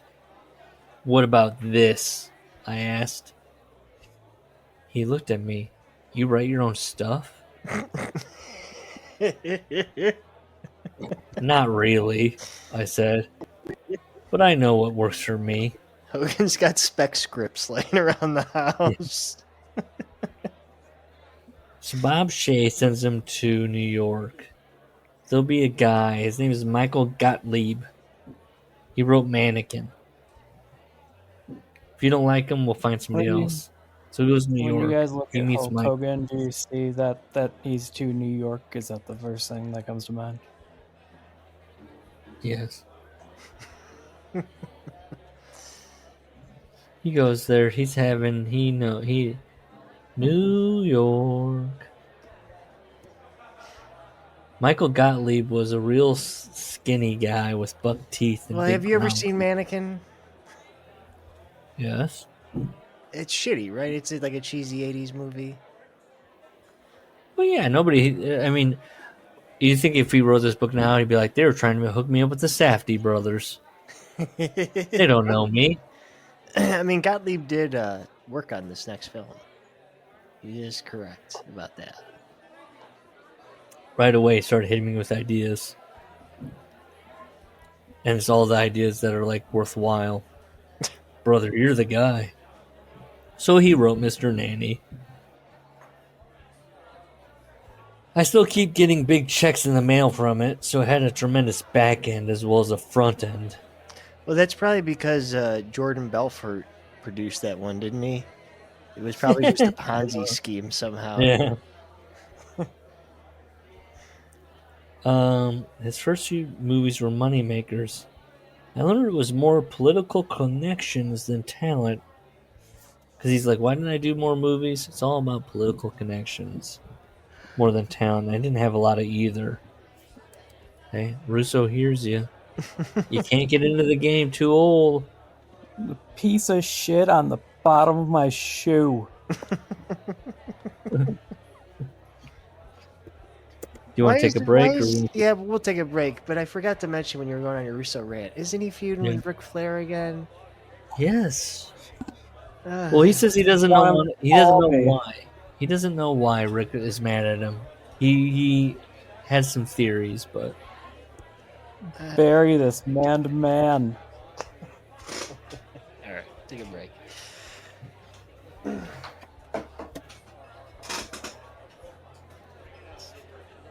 It's just a chair. The Trump Plaza WrestleMania is 33. WrestleMania 4, Trump Plaza. Vince McMahon was going to put up the belt on somebody new, and it was going to be Macho Man Randy Savage. Randy could be a horse's ass sometimes. He'd get a call from Randy Savage at 3 o'clock in the morning. Randy was a night person. That's right. He would stay up pacing, worrying about what color shoelaces to put in his boots. He'd never go to sleep. He was just weird that way. After a whole chapter where Hogan was like, 3 days riding straight. Yeah. Anyway, he calls him 3 in the morning. He was thinking about an idea I came up with for a finish. We gotta call Vince and wake him up. I know. Why did Hogan say that? He was thinking about an idea I came up with. Yeah. Same reason he just put a whole chapter putting Christopher Lloyd on blast for having too much of a good time. You're talking about Dick Ebersol's dear friend? It's not Terry even an Bollea? idea. It's hitting someone with a chair. Well, what does he say here? It's the finish. Yeah, he says the idea was I'm going to hit Ted DiBiase with a chair and help Randy win the belt. I think Vince would have preferred to hear my idea after sunrise, not at 3 in the morning. Then he hits us with an anyway. He recaps WrestleMania. At the time, certain fans asked why I had to be involved in the finish of the match. Wow. What do we think Hogan He's been means by carrying certain this for fans? 15 years at this point. Yeah. Certain fans. They wanted to know why I had to have a hand in everything that happened. Those smart New York fans. Donald Trump. Wait a minute. Oh, he was actually a Wait a minute. subscriber, Dave would say.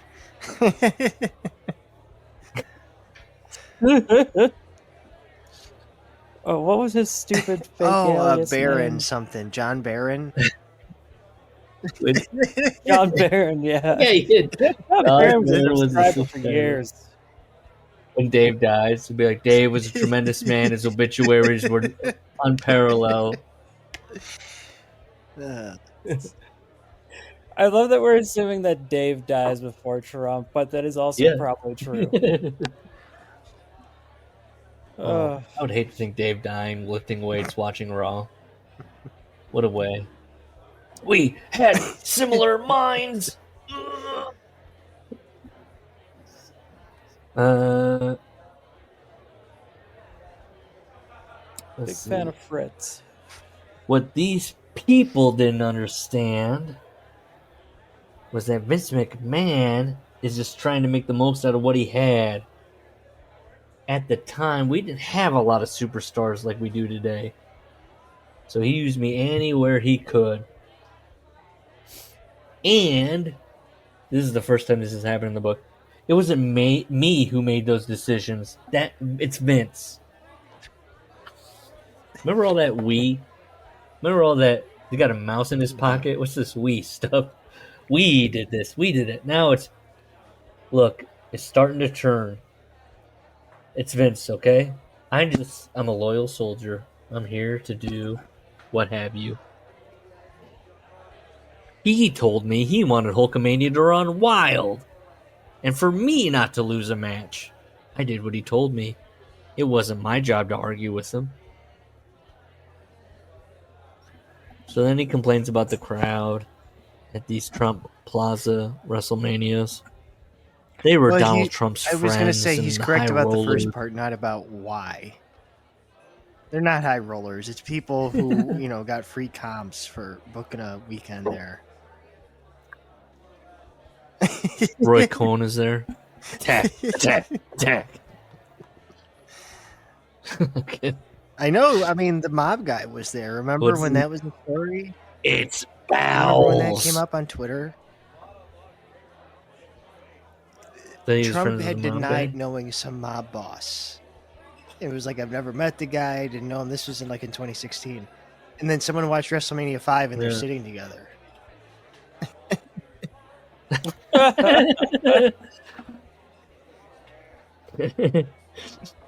Probably talking about the latest Observer.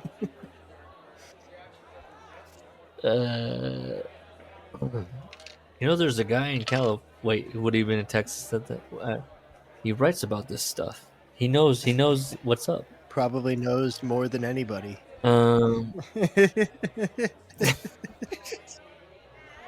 Some would say maybe a student of the history.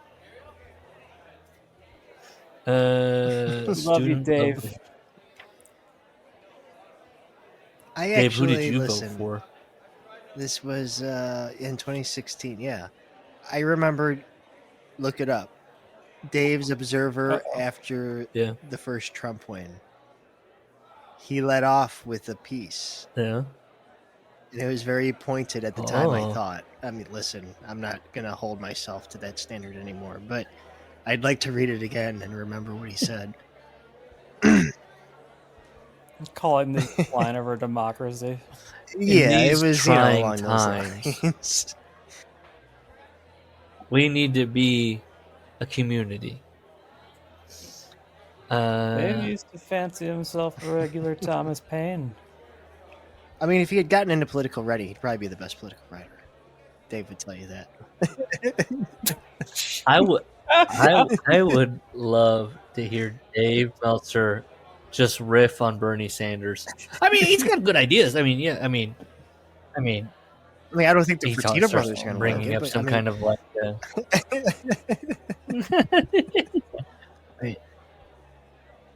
They tried some of that stuff down in Cuba, and he's just sort of ripping on like socialism that's died. I mean, but of course, the FBI had a hand in that. I mean, the CIA and all that. Dave's from San Francisco. He's a big time liberal. Ryan, did you see Harvey Milk? Did you see the Milk movie? Did I ever tell you my Harvey Milk story? He was a subscriber. The time I saw Harvey Milk at the Cow Palace. That was Ted. And he was there to say Ray Stevens. He was.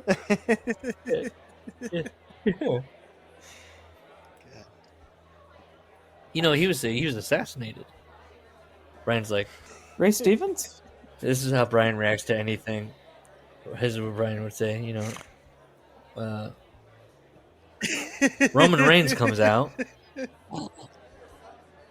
He's got a problem with CM Punk. Here's my problem. We haven't seen Roman. That's good. They're Donald Trump's friends, high rollers who frequent his casino, people who didn't follow the wrestling storylines and didn't know what was going on. Much more sedate, unemotional atmosphere. It just didn't feel comfortable. This is a little Vince shot. So, of course, we went back the next year. I figured Vince must have cut one hell of a deal with Donald Trump because the venue and the atmosphere were just not conducive to a big wrestling event. Yeah, they laundered a whole shit ton of money. Miss Elizabeth is described as a good-looking brunette. Mm-hmm. Randy at WrestleMania 5 was in no shape to wrestle. What the fuck? He had burst the bursa sac in his arm. Oh, that's. I told him to drain it. I knew that because my bursa sac had ruptured once too. Oh, Savage didn't drain it, and sure enough, his arm swelled up like a balloon, infected. No, the temperature of his arm was one. Even then, the Macho Man was old school, and he figured he'd beat it with antibiotics. Yes. That's the old school way. That's correct. Yes. But yes, then his arm becomes 120 degrees. Yes, the temperature of the arm. They put a little, I don't know, a meat thermometer next to it. I mean, they just do a little bit into him, and they go, oh "My God, it's 120, 25 more degrees, and it's chicken. It's done." Dr. Hogan here. Finally, he gave him let the doctors drain the poison out of his arm. His arm was so full of poison. He was in danger of losing it. Never heard that story. Well, his arm was full of blood poisoning from his ruptured bursa sac, and he got in the ring and wrestled. It was much better than that. Hey, remember the tournament that he wasn't a part of? This match, it was much better than that crazy tournament thing they had the year before. The tournament, the tournament just confused people, bored them to death. What is this? A bracket now? God, and this guy, who's facing him and who? I'm so fucking bored. Where's Ray Stevens? Came for Ray Stevens. At WrestleMania 5, Randy and I stole the show. Chapter 34, Family. In the late 80s, my family life was a roller coaster ride. Here's one sentence. Peaks and valleys, comma, brother. Good and bad. Brother. The bad came first. 1987, my brother Alan passed away. Brother. Hogan traces this back to his weekend fighting back in Tampa. Could have been Steve Kern. The weekend fight. I know, the weekend fighting. I can't be fighting during the week. It's going to be out on the weekend. Mafia. Remember? I got a 9 to 5. Was that the name of Steve's street gang? Yeah. Something, the Mafia. Young Mafia? Steve's pointing at Alan. You got to do the knockout game. 2 points.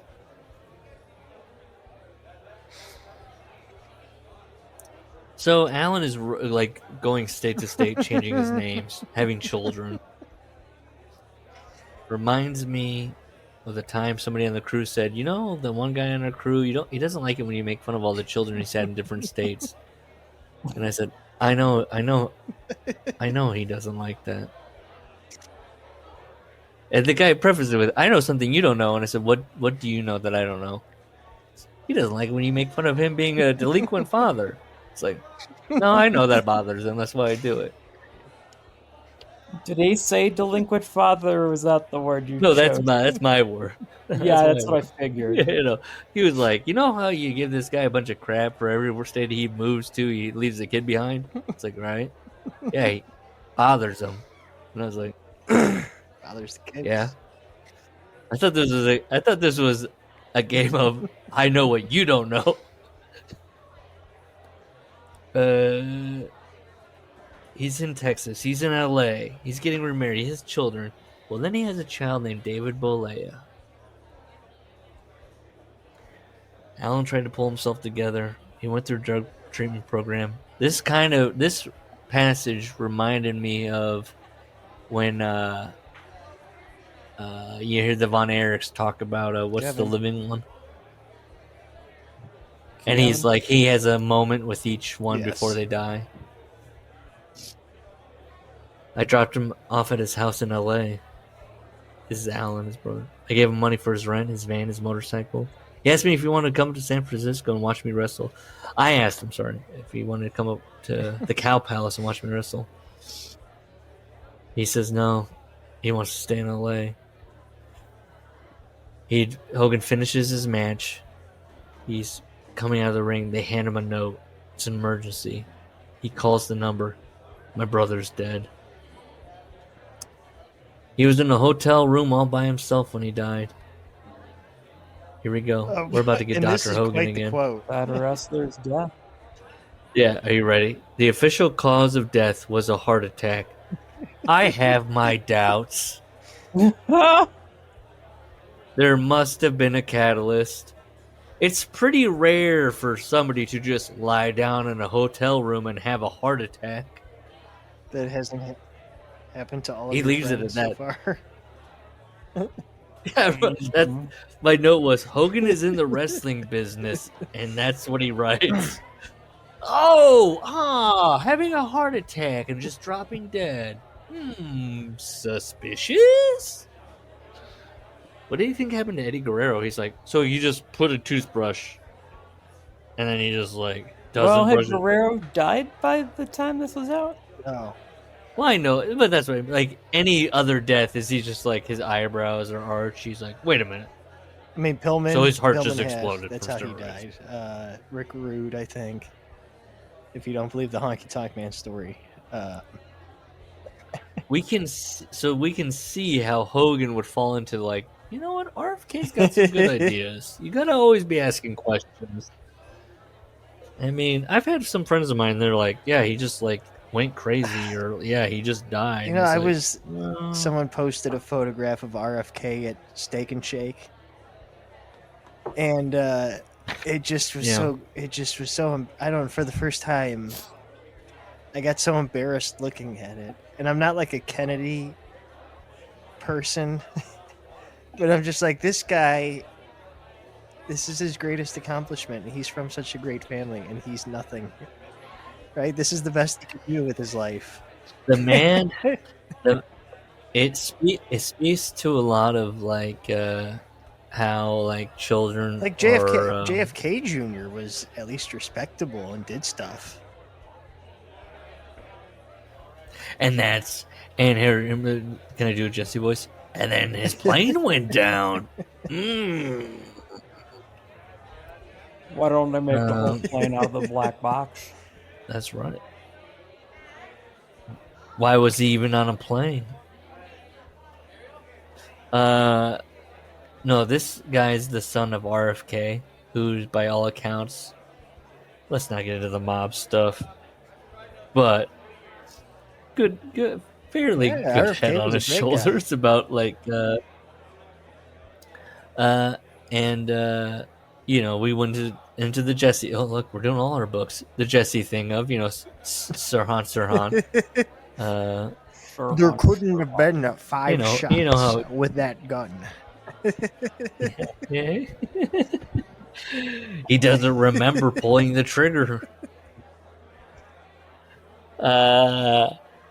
He liked the guy. RFK Jr. I mean, how far can you stray from your father? I hate to quote Stephen King. I remember the face of my father, but my God, like, I mean, we're losing all our RFK Jr. Independence right now. They're going, oh my God, they think he's a dummy. I have one tangential friend who is into RFK and posts his stuff on Facebook, and he's my age, with my background. No, okay.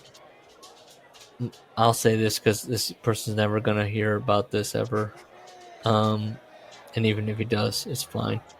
My brother and I have a friend of ours who he only posts about 2 things.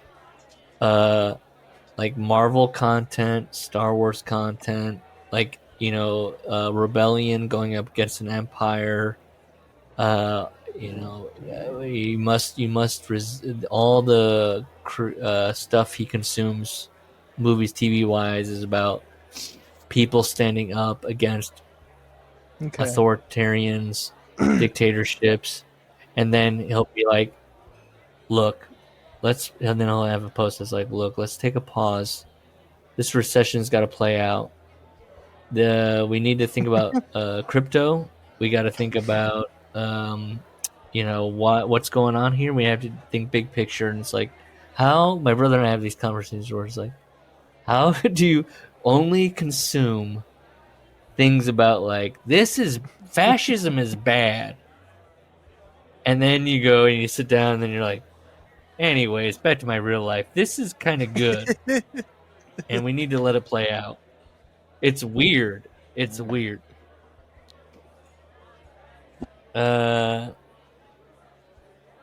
Colin's nodding. You cool, Peanut? Uh, You good, Mr. Peanut Butters? so, You cool, puppy? I was That's close right. with my You're brother good. Alan at a couple points in my life. The news of his death rocked me pretty good. Watching Alan struggle with his life was like watching somebody die of cancer for 10 years. So Hogan kind of sees this guy falling apart. He's moving state to state. They're having conversations. Alan's older, believe he right? was. Yeah. So is Hogan having that thing of like, oh, didn't he talk about that? Everything was always about Alan. I don't remember that. I think he did. I think he had a thing of like, everything was always about He was a Hell's Angel. the troublemaker. Yeah. No, Was that legit. Alan? He had a heart of gold sometimes, but he also had a dark spot in him that finally killed him. Yeah, it's on his heart. It's the cardiac. Wee. Sorry, I had to do like a series of maneuvers to like. Oh, I thought that was about Alan's dark spot on his heart. Whee! Here he goes. Dying alone in a hotel room. I know I know. he's a wrestler, even if he doesn't. Wait, know does Hogan think heart attacks only happen in like? And everybody's like, "Oh, this guy's having a heart attack." Shit. Wait, would this be Yes. Horse's father? Yep. Damn. Right after Alan died, his first wife, who was raising their 3 kids in Florida, was murdered. Probably by the Mongols. Probably another reason Jesse and Hogan don't get along. Different biker gangs. Hogan's like, It's a motorcycle club. Don't Hogan. you forget. Hogan's at the funeral going, I was in Vietnam. wait a minute. Alan died suspiciously. Now, all of a sudden, he's riding the red yarn. I'm connecting the dots here. Something has occurred. Hell's Angels. Mysterious deaths. Alan's kids, his 2 girls, took it really hard. They cried and carried on the way you'd expect. 2 guys at work today pop a new conspiracy on me I'd never heard before, that Frank Zappa was a CIA asset.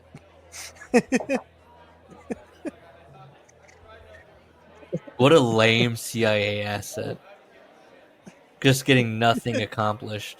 No, he discredits That's true. things by He's a like. satirist. I made a lot of people less funny. Good job. I had Don Pardo read that thing on SNL. Did you see that? And they're like, it's great.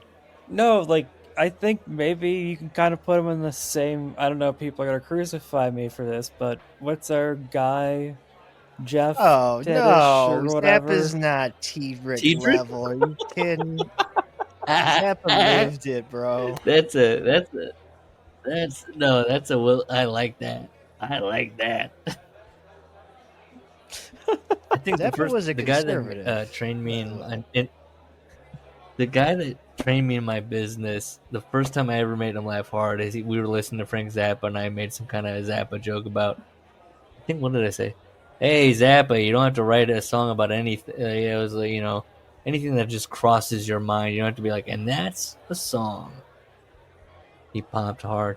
Frank Zappa, don't eat the yellow snow. Frank Zappa. I enjoy Frank Zappa, but he is kind of the Jeff Tiedrick of. I'm sorry, I just wanted to be controversial. Hot takes here.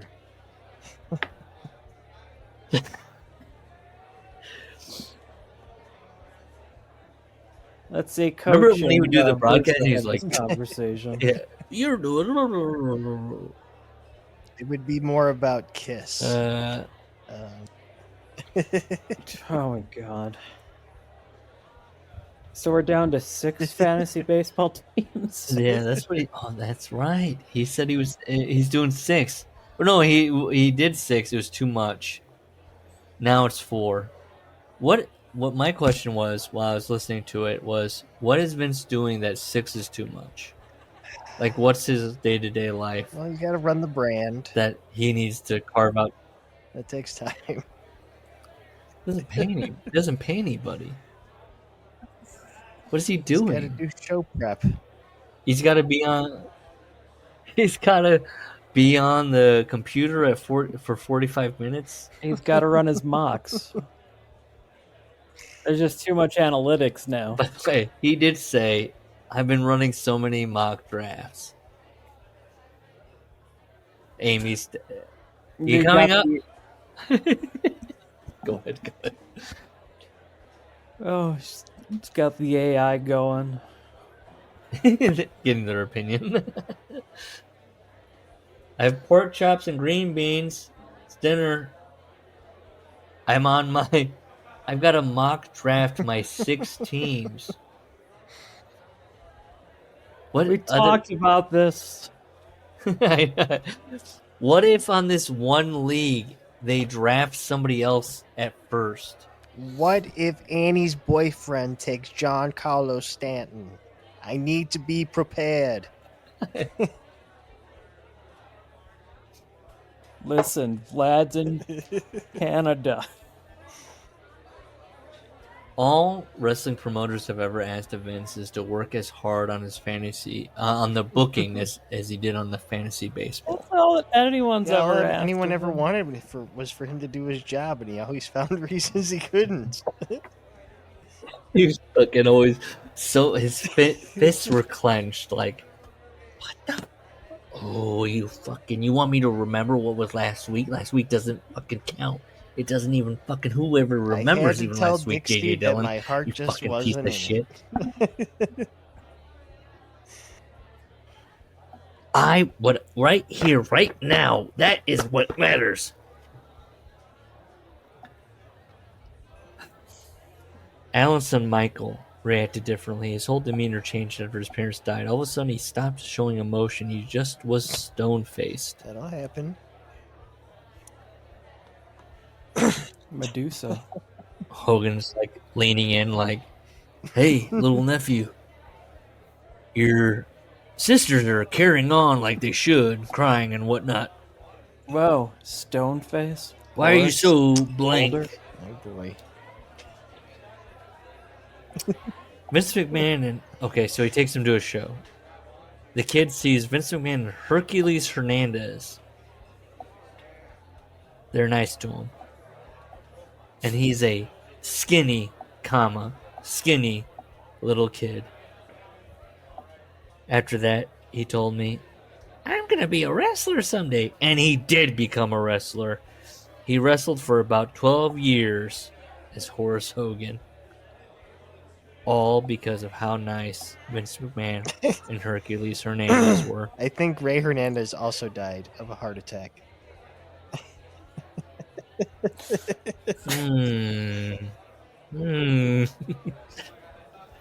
Oh. But it took us all a long time to get over my brother's death. Here's the good news. Remember, this is bad news, peaks and valleys. That was the bad news. Alan dies. Here's the good news. 1988, we had Brooke. He's like, "Oh my God, I have a daughter." Now, Brooke's home. Linda's got to take care of her. Well, now Linda can't party with him. She was my best friend. We were a team. Well, now he has to keep chasing the almighty dollar. Because he doesn't know when Hulkamania is going to end. So he tells Linda, as soon as Brooke said one thing about me leaving, I would start to wind things down. I don't know what year. What year? 1988. He's like, she, in a couple years, is like, "Daddy, stay home." Time to start winding this career down. If When if it was truly like that, I don't think it was. But a guy bringing his wife on the road full time. Yeah. It's an interesting lifestyle. I'm just trying to imagine it. I imagine it would be fun. You think she's getting Are you thinking she's getting passed around? I mean, she was, but I'm not saying that wasn't in my mind. You know Come what on. Warrior said. He's the only one that didn't partake. Linda. In what? Swinging? Fucking Linda, as he would say. I didn't know. I honestly did not know that was a that's thread. what he was talking about. That Linda's. That he's the only one. He turned it down. So Randy. So Vince had a shot at Linda. That's right. Randy Hogan won. then He's took Elizabeth Linda? through and through. Yeah, well, if they're McMahon? swapping. Yeah, of course. Oh, jeez, the two Lindas. Oh, jeez. Oh. Are you talking about our Yes. Secretary of Education? Yeah, The come one on, who who amongst Eric us Bischoff, wouldn't? Raped on TV. Remember that scene? God. Is that still in the Netflix It has to archives? Yeah, best of. Steve's favorite company. Can't get enough of it. So let's see. He has Brooke. Linda's at home, so he's sad because she's raising a child. Now he's like, oh God, I have to keep making money. But he says, when Brooke, wants him to leave, it's like, I want my dad home. He'll leave. When Brooke was about 2 years old, so 1990, he's leaving the house. She started crying. It tore me up. So he goes to Vince. He goes, hey, can I get time off? He goes, yeah. Then a couple of years later, my son Nicholas came along. This is after they saw Gremlins, by the way. Yeah. He's right. I was really overwhelmed. A daughter and a son? It flipped me out. I mean, Hogan amazed by his chapter, coffee he's just maker. like, I mean, what? yeah, I know. He's often dumbfounded. Terror in Aisle 2, Chapter 35. About 10 years after I did Rocky 3. That's how he tells time. It's at the local super. Yeah. Because No Holds Barred was 8 years after Rocky 3, local- he told us. Specifically. BR3 or a. They're like, what'd you think about WrestleMania 15? Wait, how many years after Rocky 3 was that? Hold on. He's like doing hard math. He's in a local supermarket. He's pushing his daughter Brooke in a shopping cart. Linda's ahead of them. She's looking for something on the shelves. And then he passes by the cash registers in the store. He sees the magazine rack. A tabloid rag with the headline, Hulk's Porno Past. I thought, what's this? And it was the damn Wii pictures. Remember those? 4 girls posed with Ozzy Osbourne at Ozzy Osbourne's house. Now instead of nipples, they all had black stripes drawn across their chests. Who cares? It was the Photoshop. Yeah. Hogan notes, it was the damn photo shoot that one Stallone said would be a good idea, no problem. Well, all of a sudden now it's coming back to haunt me. Now, remember when we read that chapter, he was like, this would come back to haunt me. Jay Leno's going to have a field day. Hogan, we know in this book, he sweats. I broke a sweat like I had a typhoid fever. So, he goes, when Linda checks out, she's going to see this. I figured my only hope was if my wife decided to go to the produce department, then I would try to grab all 200 of the suckers and throw them out so she couldn't see them. And then you're like, well, that's silly. And he goes, I know it sounds crazy, but there's nothing else I could do. So they go to the register. Linda grabs it. What the hell is this? She had me shaking. Is this him? Is he like working on some kind of kink on the page between him and Linda? Is he being kinky right now? In what way? So like Linda could read and be like, read your book Oh, you think so? in 2003. She had me shaking. That's something happened to. That's something that happened. No, I don't think he's that cunning. So he's just dumb. Why put this in here? Because Who's he's this atoning for it. It's him facing the... For his wife. putting himself on the public square. This is purely for Linda. Only him and Linda know this happened. She had me shaking. That's something that happened about 6 months before I met you. Linda didn't even let me finish. She just grabbed my daughter out of the shopping cart and stormed out of the store. I suggest you come home as soon as you're finished checking out. I just stood there like an idiot. I couldn't talk. I couldn't walk. I couldn't do anything. Watched my wife get in the car and drive off. Then I realized I didn't have a ride home. Linda finally got over it. It took her 20,000 years. When I told Vince about it, he laughed his ass off. Real funny. We. Hey, Patterson, we. Yeah, boss. Hogan think he's gonna get some sympathy from Vince.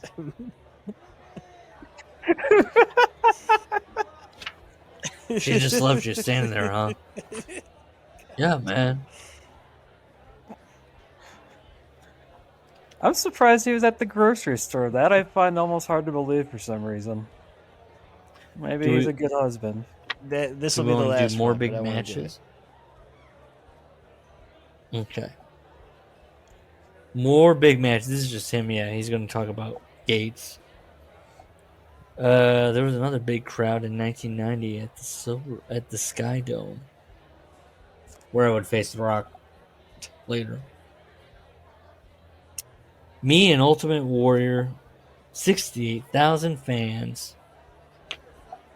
Ultimate Warrior was the most chiseled bodybuilder to come into the wrestling business. He was ripped, brother, cut to the bone. That's a sentence. He was ripped, comma, brother, comma, cut to the bone. I was always thought of as a bodybuilder, but I'm just really a weightlifter.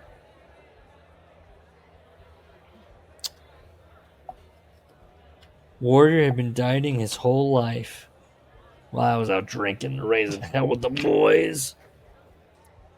So Hogan's insecure about his body compared to Warrior. Warrior had an interesting mystique about him. He had a pretty good rap. But when he got into the ring, he had no game. He had no wrestling psychology. And that's what it's all about, creating emotion. Great guy, nice guy, just a flash in the pan. Damn. Vince McMahon wanted Ultimate Warrior to beat me for Hogan's the belt. mad about Havoc Havoc 98 going so poorly. Yeah. Burn my Well, eyebrows 7 off. years of carrying the load. Just a flash in the pan. I was tired and I was starting to get hurt a lot. I was beat. Everybody else took time off. Hogan, you just wrote a chapter where you're like, I multiple times asked Vince for time off and he granted it. I should have looked in the mirror and said, hey, man, you're human. You can only push yourself so far. Instead, I just kept wrestling. My attitude started to suck. They They played Havoc 98 on Real Player live. And I watched it that way. 1998. Think about this. So you got like a frame a second, if that. And I remember watching that Hogan match, and the frames are just so slow, and I see Hogan, with this bag, and now he's dripping blood. Mm-hmm. And I think there was a fireball that was alluded to. Yeah. So you thought it went off without a hitch. It's great. Would have you been better off just What a listening man. to like just You the wouldn't, audio because feed you know on who the, did commentary for it was Mark Madden. Just Oh. doing shoot stuff. at like 1 frame per second. Ugh. Mark Madden can't get a job on the Russo network with Coach. I Yeah, think he's Madden, above that, honestly. he's so obnoxious, but he always brags that he's a millionaire, and he's Pittsburgh rich. So He's a millionaire. You should just go when people are like Bernie Sanders has $2.5 million, an 83-year-old has $2.5 million. You go, Mark Madden has $1 million. What does it mean? What does that mean to have $1 million? Bernie Sanders is a socialist, but he has $2.5 million. Yeah. Right. My father did that. Let's do Nancy Pelosi. He has a lake house, I read. I'm like, oh, no, not a lake house. Our neighbor Joe has a lake house. I've heard that on the fucking railroad switch. I know. I've heard that on the crew, and it drives me insane. Where it's like the guy. I don't know what to tell you. The guy wrote a book when he was at his most popular, and it like sold 1 million copies. I don't know what to tell you. His 401k, I don't know. Like I don't know like comparative to like a Chuck Schumer or Nancy Pelosi. I don't know what to tell you. Wow. Colin is folding his arms because he voted for Trump.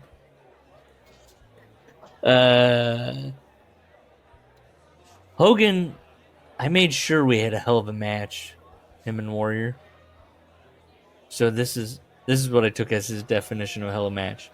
When it looked like it was over, I kicked out of his finisher. Then I pinned him, and he kicked out of my finish. There you go. Yeah, even Steven. And then and guess what? Then wrestling evolves. What if we kick out of your finisher multiple times? Too much. And so on and so on. Until Al Snow is sitting there. You guys have peaked! Too many peaks! No 2 counts before the finish. I would like to know what Al Snow thought about that Raw cage match. Would he liked it when Roman drags Seth out? I don't know what you're talking about. I'm referencing Bully Ray doing low energy engagement where he goes, now that was a cage match. Is that a thing that happened in the cage match? Pathetic. The Raw between CM Punk and Seth Rollins, that cage match ended with Roman Reigns popping up out of nowhere and grabbing Seth and dragging him out of the cage to beat him up. Okay. So all the mutants correctly Seth predicted won. Because I remember us talking about that, about the interference in the cage match. But I think there's also an element of that they do that on purpose. That they could be like, we're so smart. Sure. But then Bully Ray, because there was a cage match the night prior that everybody loved with Ospreay and Fletcher. That honestly went on too long and had too many gimmicks. They did the thing of like, to me, a steel cage should be at the steel cage. You can't get in. You have to get out. Right? I just Is that like fair? To a pin. Escape is Yeah. Or pin, whatever. But I'm saying you can't get in. You can't. It's supposed to be 2 guys in. But it's so far gone now, like that. Even they did it, and then Mark Fletcher's like, "Here's a tool bag of devices," And then it's like, okay, so we gotta have, and I understand. Okay, so Will Ospreay did the Cactus Jack thing, the barbed wire bat. Clearly, look, the guy is of a certain age. He saw No Way Out. He saw Royal Rumble. You know what I mean? The 5-star match that took place with barbed wire and was inspired. He saw Triple H take the rubber barbed wire and was inspired. That still bothers me about that match. I can't stand. I love that match, and I can't stand that they swap out the bat. That was really cool when they did the Taipei death match spot. I loved that. That made me happy. Kudos, ladies. Kudos. There you go. Go ahead the win. Which then you have the thing where they get the screwdriver at the top of the cage, and it's like, why wasn't that in the tool bag? Because it's a long-term storytelling. Well, yeah. You know Tolkien? Do I? He's my favorite. Now, has Carrie read Tolkien? While watching the show, Carrie, being a former stagehand, said, "What kind of stagehand would leave their screwdriver up there? After rigging that?" And you just drew a scar down your eye. I mean, Don Callis. You don't even know. You just stared at her, did that. Don left it up there, the devious fiend. Well, here's I don't know. I was just being a jack off. No. The symbolism of the screwdriver is like. I had somebody on my crew once that was a huge Tolkien fan, and they were very religious because Tolkien is very religious. How does your wife square with that? She doesn't fanboy over it that she's not like my other painter friend, who listens to the lore podcasts while he works, of just like the unpublished writings in his notebooks in which there's more lore. She's not that into it, so I don't think she really cares about it. Let me see if I can find this. I want to do this real quick because I once was like, she was explaining to me that there's blue wizards. Lord of the Rings isn't an automatic watch in extended universe. You know what I mean? It's just the 3 films. Yeah, no, the Amazon thing does not count. Even a big Nothing Hobbit counts. Fan.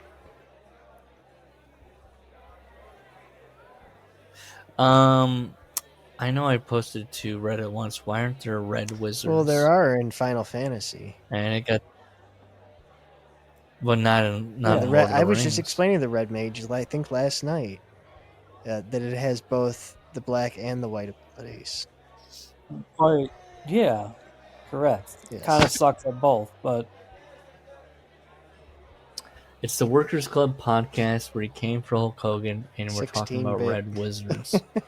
Wrestling. I don't know. Maybe I was just never dashing or bold enough to properly utilize a red mage. And that's why I'm so sour about it. But there are no red wizards in Lord of the Rings. Yeah, but there is in Final Fantasy.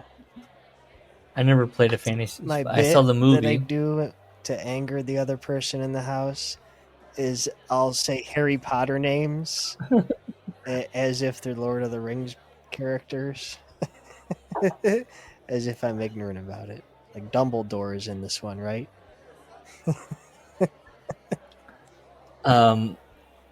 You'll never. But Dumbledore is so close to a Lord of the Rings name. We went to Dumbledore's house and he gave us a pot of tea. I was never so menaces for everybody in our lives.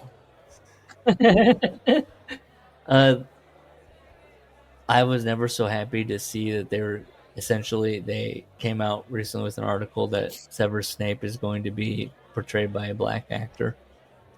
That's lifeblood for me to go into those comments, to go into the fandom like freaking out. I had a Doctor Who fan who was very mad about the female Doctor Who. I gotta hear about this. You know what? My wife and I were like, oh, that's great. And then we started fantasy booking, like of all the ways they could do it, and take it. And then they did the most bland, non-performer. Like they just were like, you know what? Don't worry about it. I wish I could describe this kid to you because he's such a fascinating individual. Grade school and high school both went to both. Okay, he was so fat and like pasty fat, like really bad skin. That's what he was in grade school. I think in high school he like tried to play football and embrace being big. But see, even in grade school, he was obsessed with ZQuest and Star Trek. Oh man, that's not good. Yeah, and then he tried to like rebel in high school and join the wrestling team, but he didn't take. I mean, he was a big nerd. ZQuest, that's gonna put you out of bounds forever. Basically, since high school, he's been a Best Buy tech, Geek Squad person. And, eventually found a wife in his 30s that looks exactly like him. And he had very serious... And he's a comments guy for sure. He's one of those... He's always with the comments that pops up on your Facebook of just, local news stories. They ought to lock this guy up. So, stuff like that. You're making my heart hurt because I feel like I contributed to now like this what we live in now. And he had very serious thoughts about the female Doctor Who. Well, this is why they're closing all the Walgreens. Because I had a kid in the class like you were saying, and I would like spend my time like running circles around him and going, I know what would make you try and grab me. I'd run to Burger King. Stupid shit like that. I'm just like doing like tight circles around them, just always being like, we did, just being a jerk off. And then there was there was a guy named his name spelled with, I don't want to see. I'm trying not to talk to people. In the 8th grade, we bullied the shit out of him because in the 8th grade talent show, he did a one-man lip sync dance of the Grease theme. Oh, he had a T-Birds jacket and everything, and a comb. Oh, come on! But see, that's if you watched it now as we'd be like, yes, young man, go, young man. But at the time, we have to forgive ourselves. Do we have to forgive ourselves? I did such bad things as a young man. Bad, very bad things. So tell me, though, if you saw that today presented in front of you, you were in the audience at a talent show, How would you react? I have this exact same situation in rehab with a very embarrassing man, and we all bullied him just like we were back in grade school. It's such an easy thing to fall into. The only time I've ever been asked about the talent show is that I had a buddy that played guitar, and I was, as the violent quote-unquote kid, he was like, wouldn't it be funny if you ran on stage and like essentially tackled me? And that would be funny. Like I'm playing, and then they say, okay, that was him, and then you tackle me. And that was it. I did it. And it went over like a wet fart. No one knew what was happening in the talent show. That a kid ran out on stage and tackled him. It's performance art. Yeah, that's it. Well, you didn't have to ask me twice to do something like that. One kid asked me to punch him as hard as I could, and then I guess one of my many suspensions because his jaw made a sound, and we pleaded with the vice principal, like it was a bit. He asked. It was asked and answered. This is not a disruption of the. It doesn't matter. I was so sad. I was like, I get suspended for real fights. I get suspended for fake fights. I can't fucking win. WrestleMania. Oh, by the way. Okay, where are we at? Okay. Oh, we haven't gotten this passage yet. Hold on. Okay. So that was the big idea. They kicked out of the finish. The referee was supposed to get the belt from the timekeeper and give it to Ultimate Warrior, but this was my chance to steal it back. Steal back everything that he'd gotten from me. So I zipped over to the timekeeper and ripped the belt out of his hand. Then I walked up on the ring apron with the belt, looked up to God, shook my head yes, walked into the ring, and handed Ultimate Warrior the belt. So God was like, do it. Approval.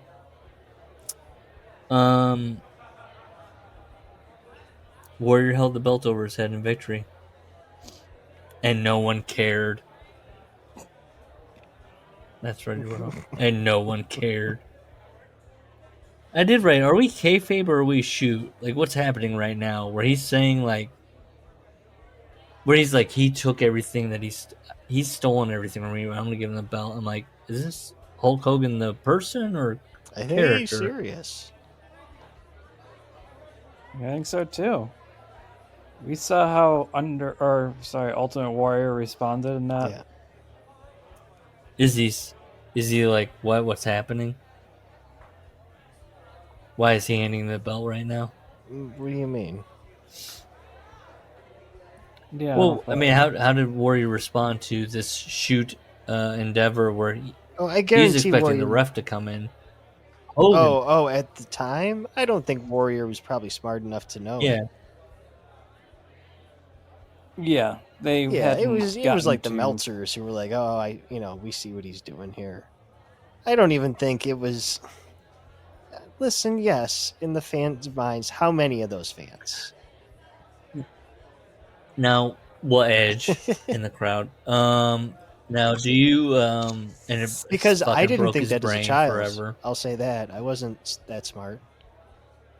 I didn't see it live, but I got the old tapes pretty quickly.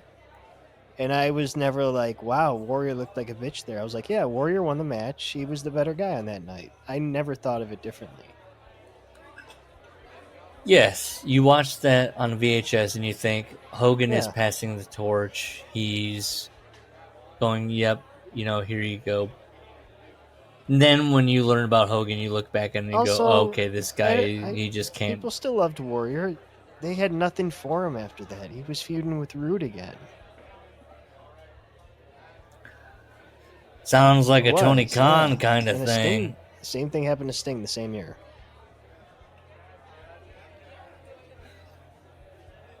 So you don't agree with Ultimate Warrior held the belt over his head in victory and no one cared? Yeah, that's just... It turned out I was right about Ultimate Warrior. Well, then he moves on. WrestleMania 7 is taking place during Operation Desert Maybe Storm it colors in Iraq. my thinking, because I started watching in '92, but the first game I had was WrestleMania Challenge. And on that one, Warrior is the number one guy. He's the hardest one to beat. Not Hogan.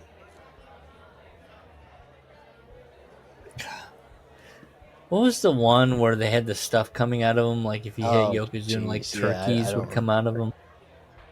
In your house. Might have been.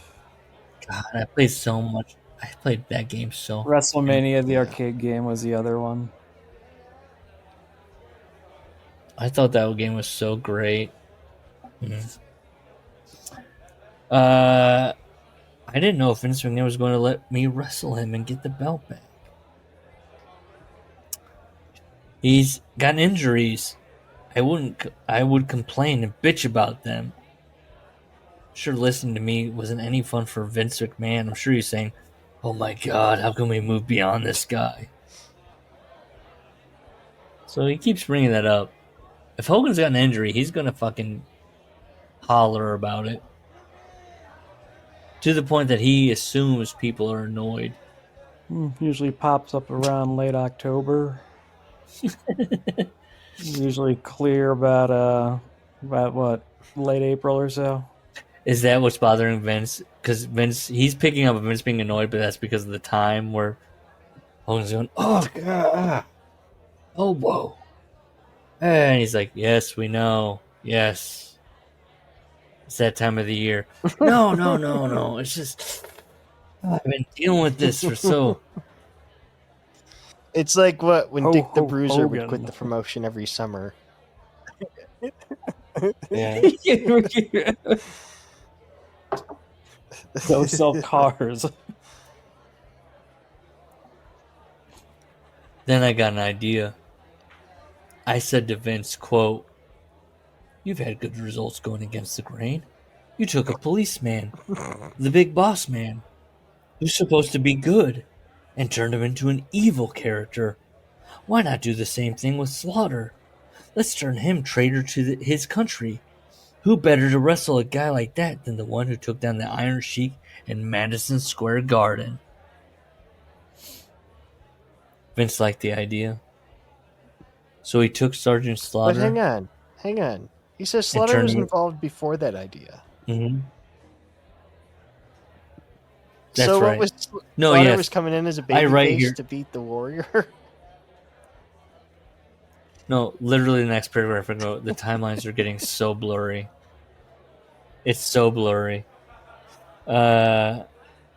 He's an Iraqi sympathizer. Then he writes, Sergeant Slaughter announced his allegiance to Saddam Hussein at a Royal Rumble, where he beat Ultimate Warrior for the championship. And I'm like, wait a minute. Yeah, wait, instead of me wrestling Randy Savage for the 100th time, he's going to beat Sergeant Slaughter.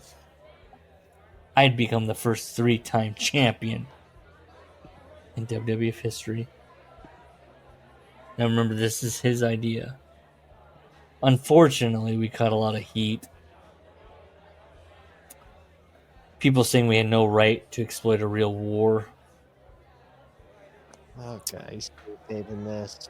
Hogan, I understand that Sergeant Slaughter had a couple of close calls, and some wackos even threatened his family. Those were just ring rats, though. It's a tough time for nothing him. to do with the bomb. Yeah. It was a tough time for him. Believe me, that was not what I intended. That was my personal Vietnam.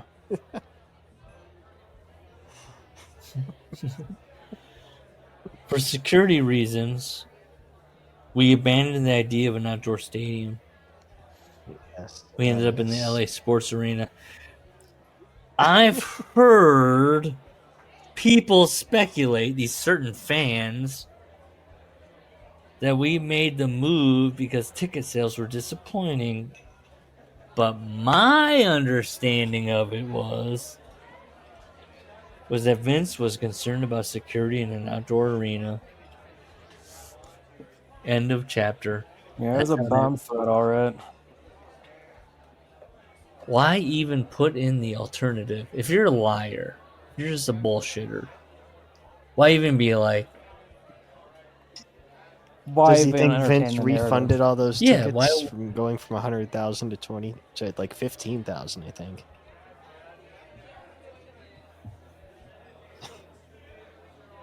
If I'm a bullshitter, I'm writing a pro wrestling book. Do I even put Fans in were like... scared of bomb threats.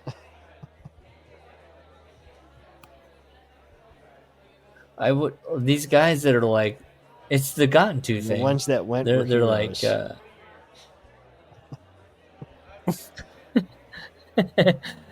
But they're like, Fame. They should give them the DDP award.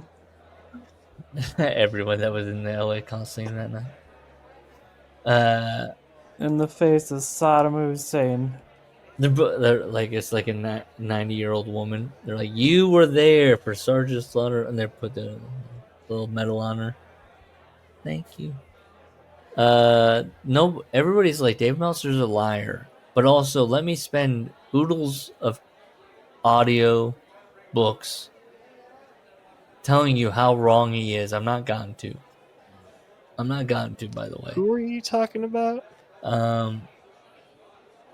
Well, Hogan, like this book, sure. Hogan, everybody. No, he is. I mean, very with these like specific things where I heard. Yes, he sounds very petty. Yeah. But I don't know. It just confirms the suspicions it's that like, I think we've gotten lately about Paul, his account, the burners, that everyone you think of as petty Yeah. really fucking is. So yes, they're all really like that. that's why Tony's a real fan, because he told Dave that he's just arguing with bots, which is what every nerd says to Dave. Like, Dave, you're arguing with bots. I mean, Hogan burned the Observer on a pay-per-view and cut a promo on it. That's what I'm talking about. Where he's like, and it was about a story that was proven that sales true. were soft. That's what I'm saying. You heard sales were soft. Why not just write a wrestling book where you go, sales were soft. It wasn't the greatest program in the world. What was that about? Just you talk like Sergeant and I were talking about it. And we were like, oh, sure. It's not working. You just say like, it's not working. These are the conversations we had. Mania 6 was the end. Yeah, why have that like? And then you get declines pretty steady. There's no interesting like they do this thing. The wrestlers in the books we've read, they don't do the interesting conversations. They do the steroid trial put a lot of heat on Vince, and it kind of scared people off. That's what you get. Yeah. You get the. Some people said that softening sales, but what I heard from Vince, I kind of call bullshit. Bill Watts. The story is that Mid-South went out of business because the oil market crashed. But I only ever hear that in wrestling terms. I've never heard of an economic impact anywhere else. In 1987, specifically crashed. Yeah, I got a lot of bonds. Daniel Plainview walked up to Bill Watts. I drink it up. It's mine. This is why we got to get to the Cowboy and the Cross. My God. We got to saddle up. We don't want to do... Wait, what's the next chapter? We don't want to do Undertaker? No, it's too long. I got to go to bed. Yeah. It's too long. But I don't even want to go into his fake neck injury, because then I'm going to make you watch the video. I know. The one he gave Linda McMahon, the one Kane gave Linda McMahon, looks more deadly than this one.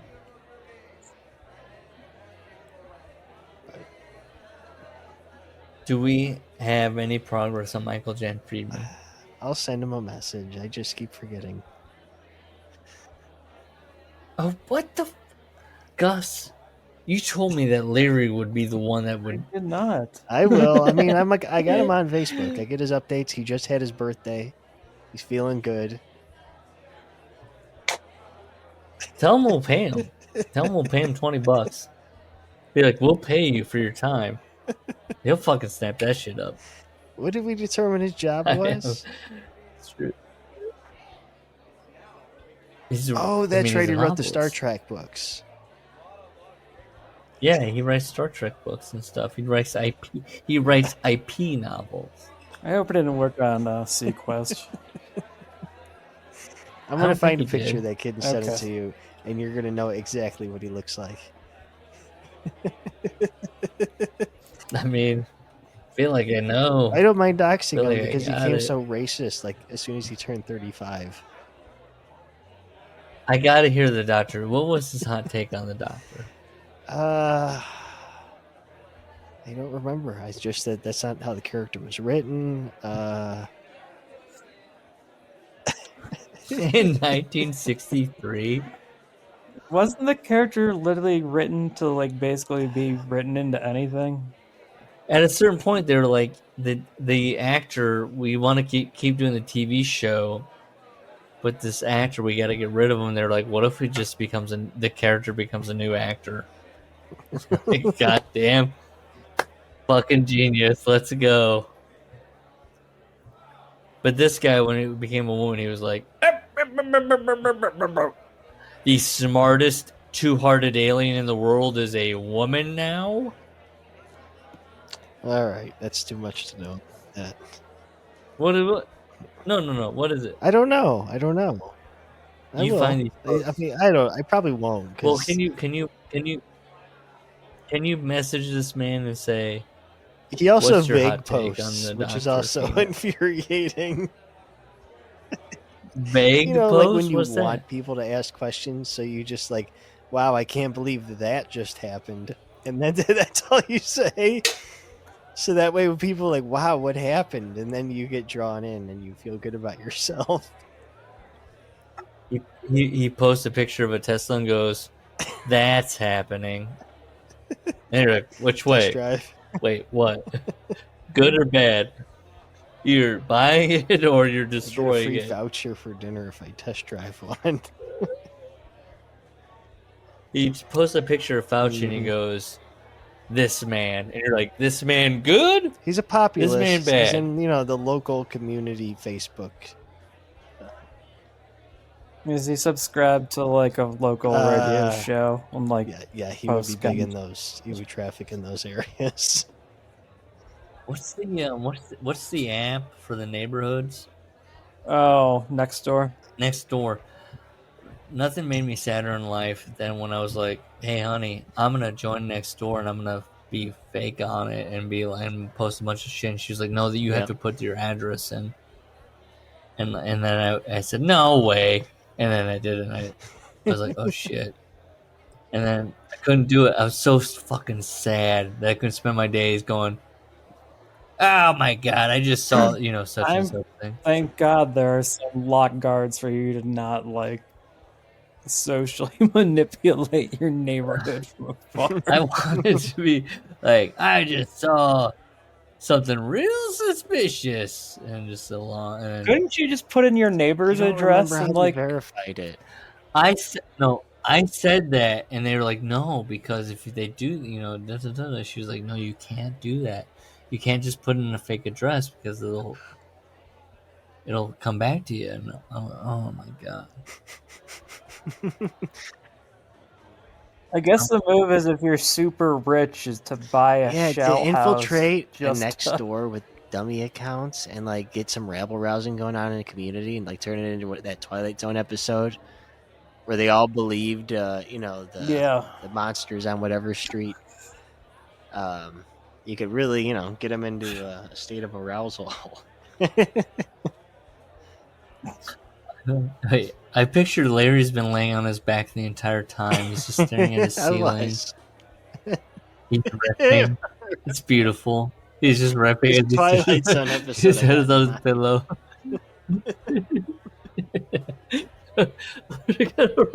We're gonna write it. It's good. I'm like Hogan on the shitter. Yeah. People write it down. Yeah. Quick. Write this down. It's the bloops, it's the alerts, it's the neighbor app, and they're going, oh my god, and then it cuts to what's really happening. Oh my god. Oh, he hasn't wiped his ass. Oh, Vince, write this down. Got a gun. What if he's trying to light the whole warehouse on fire?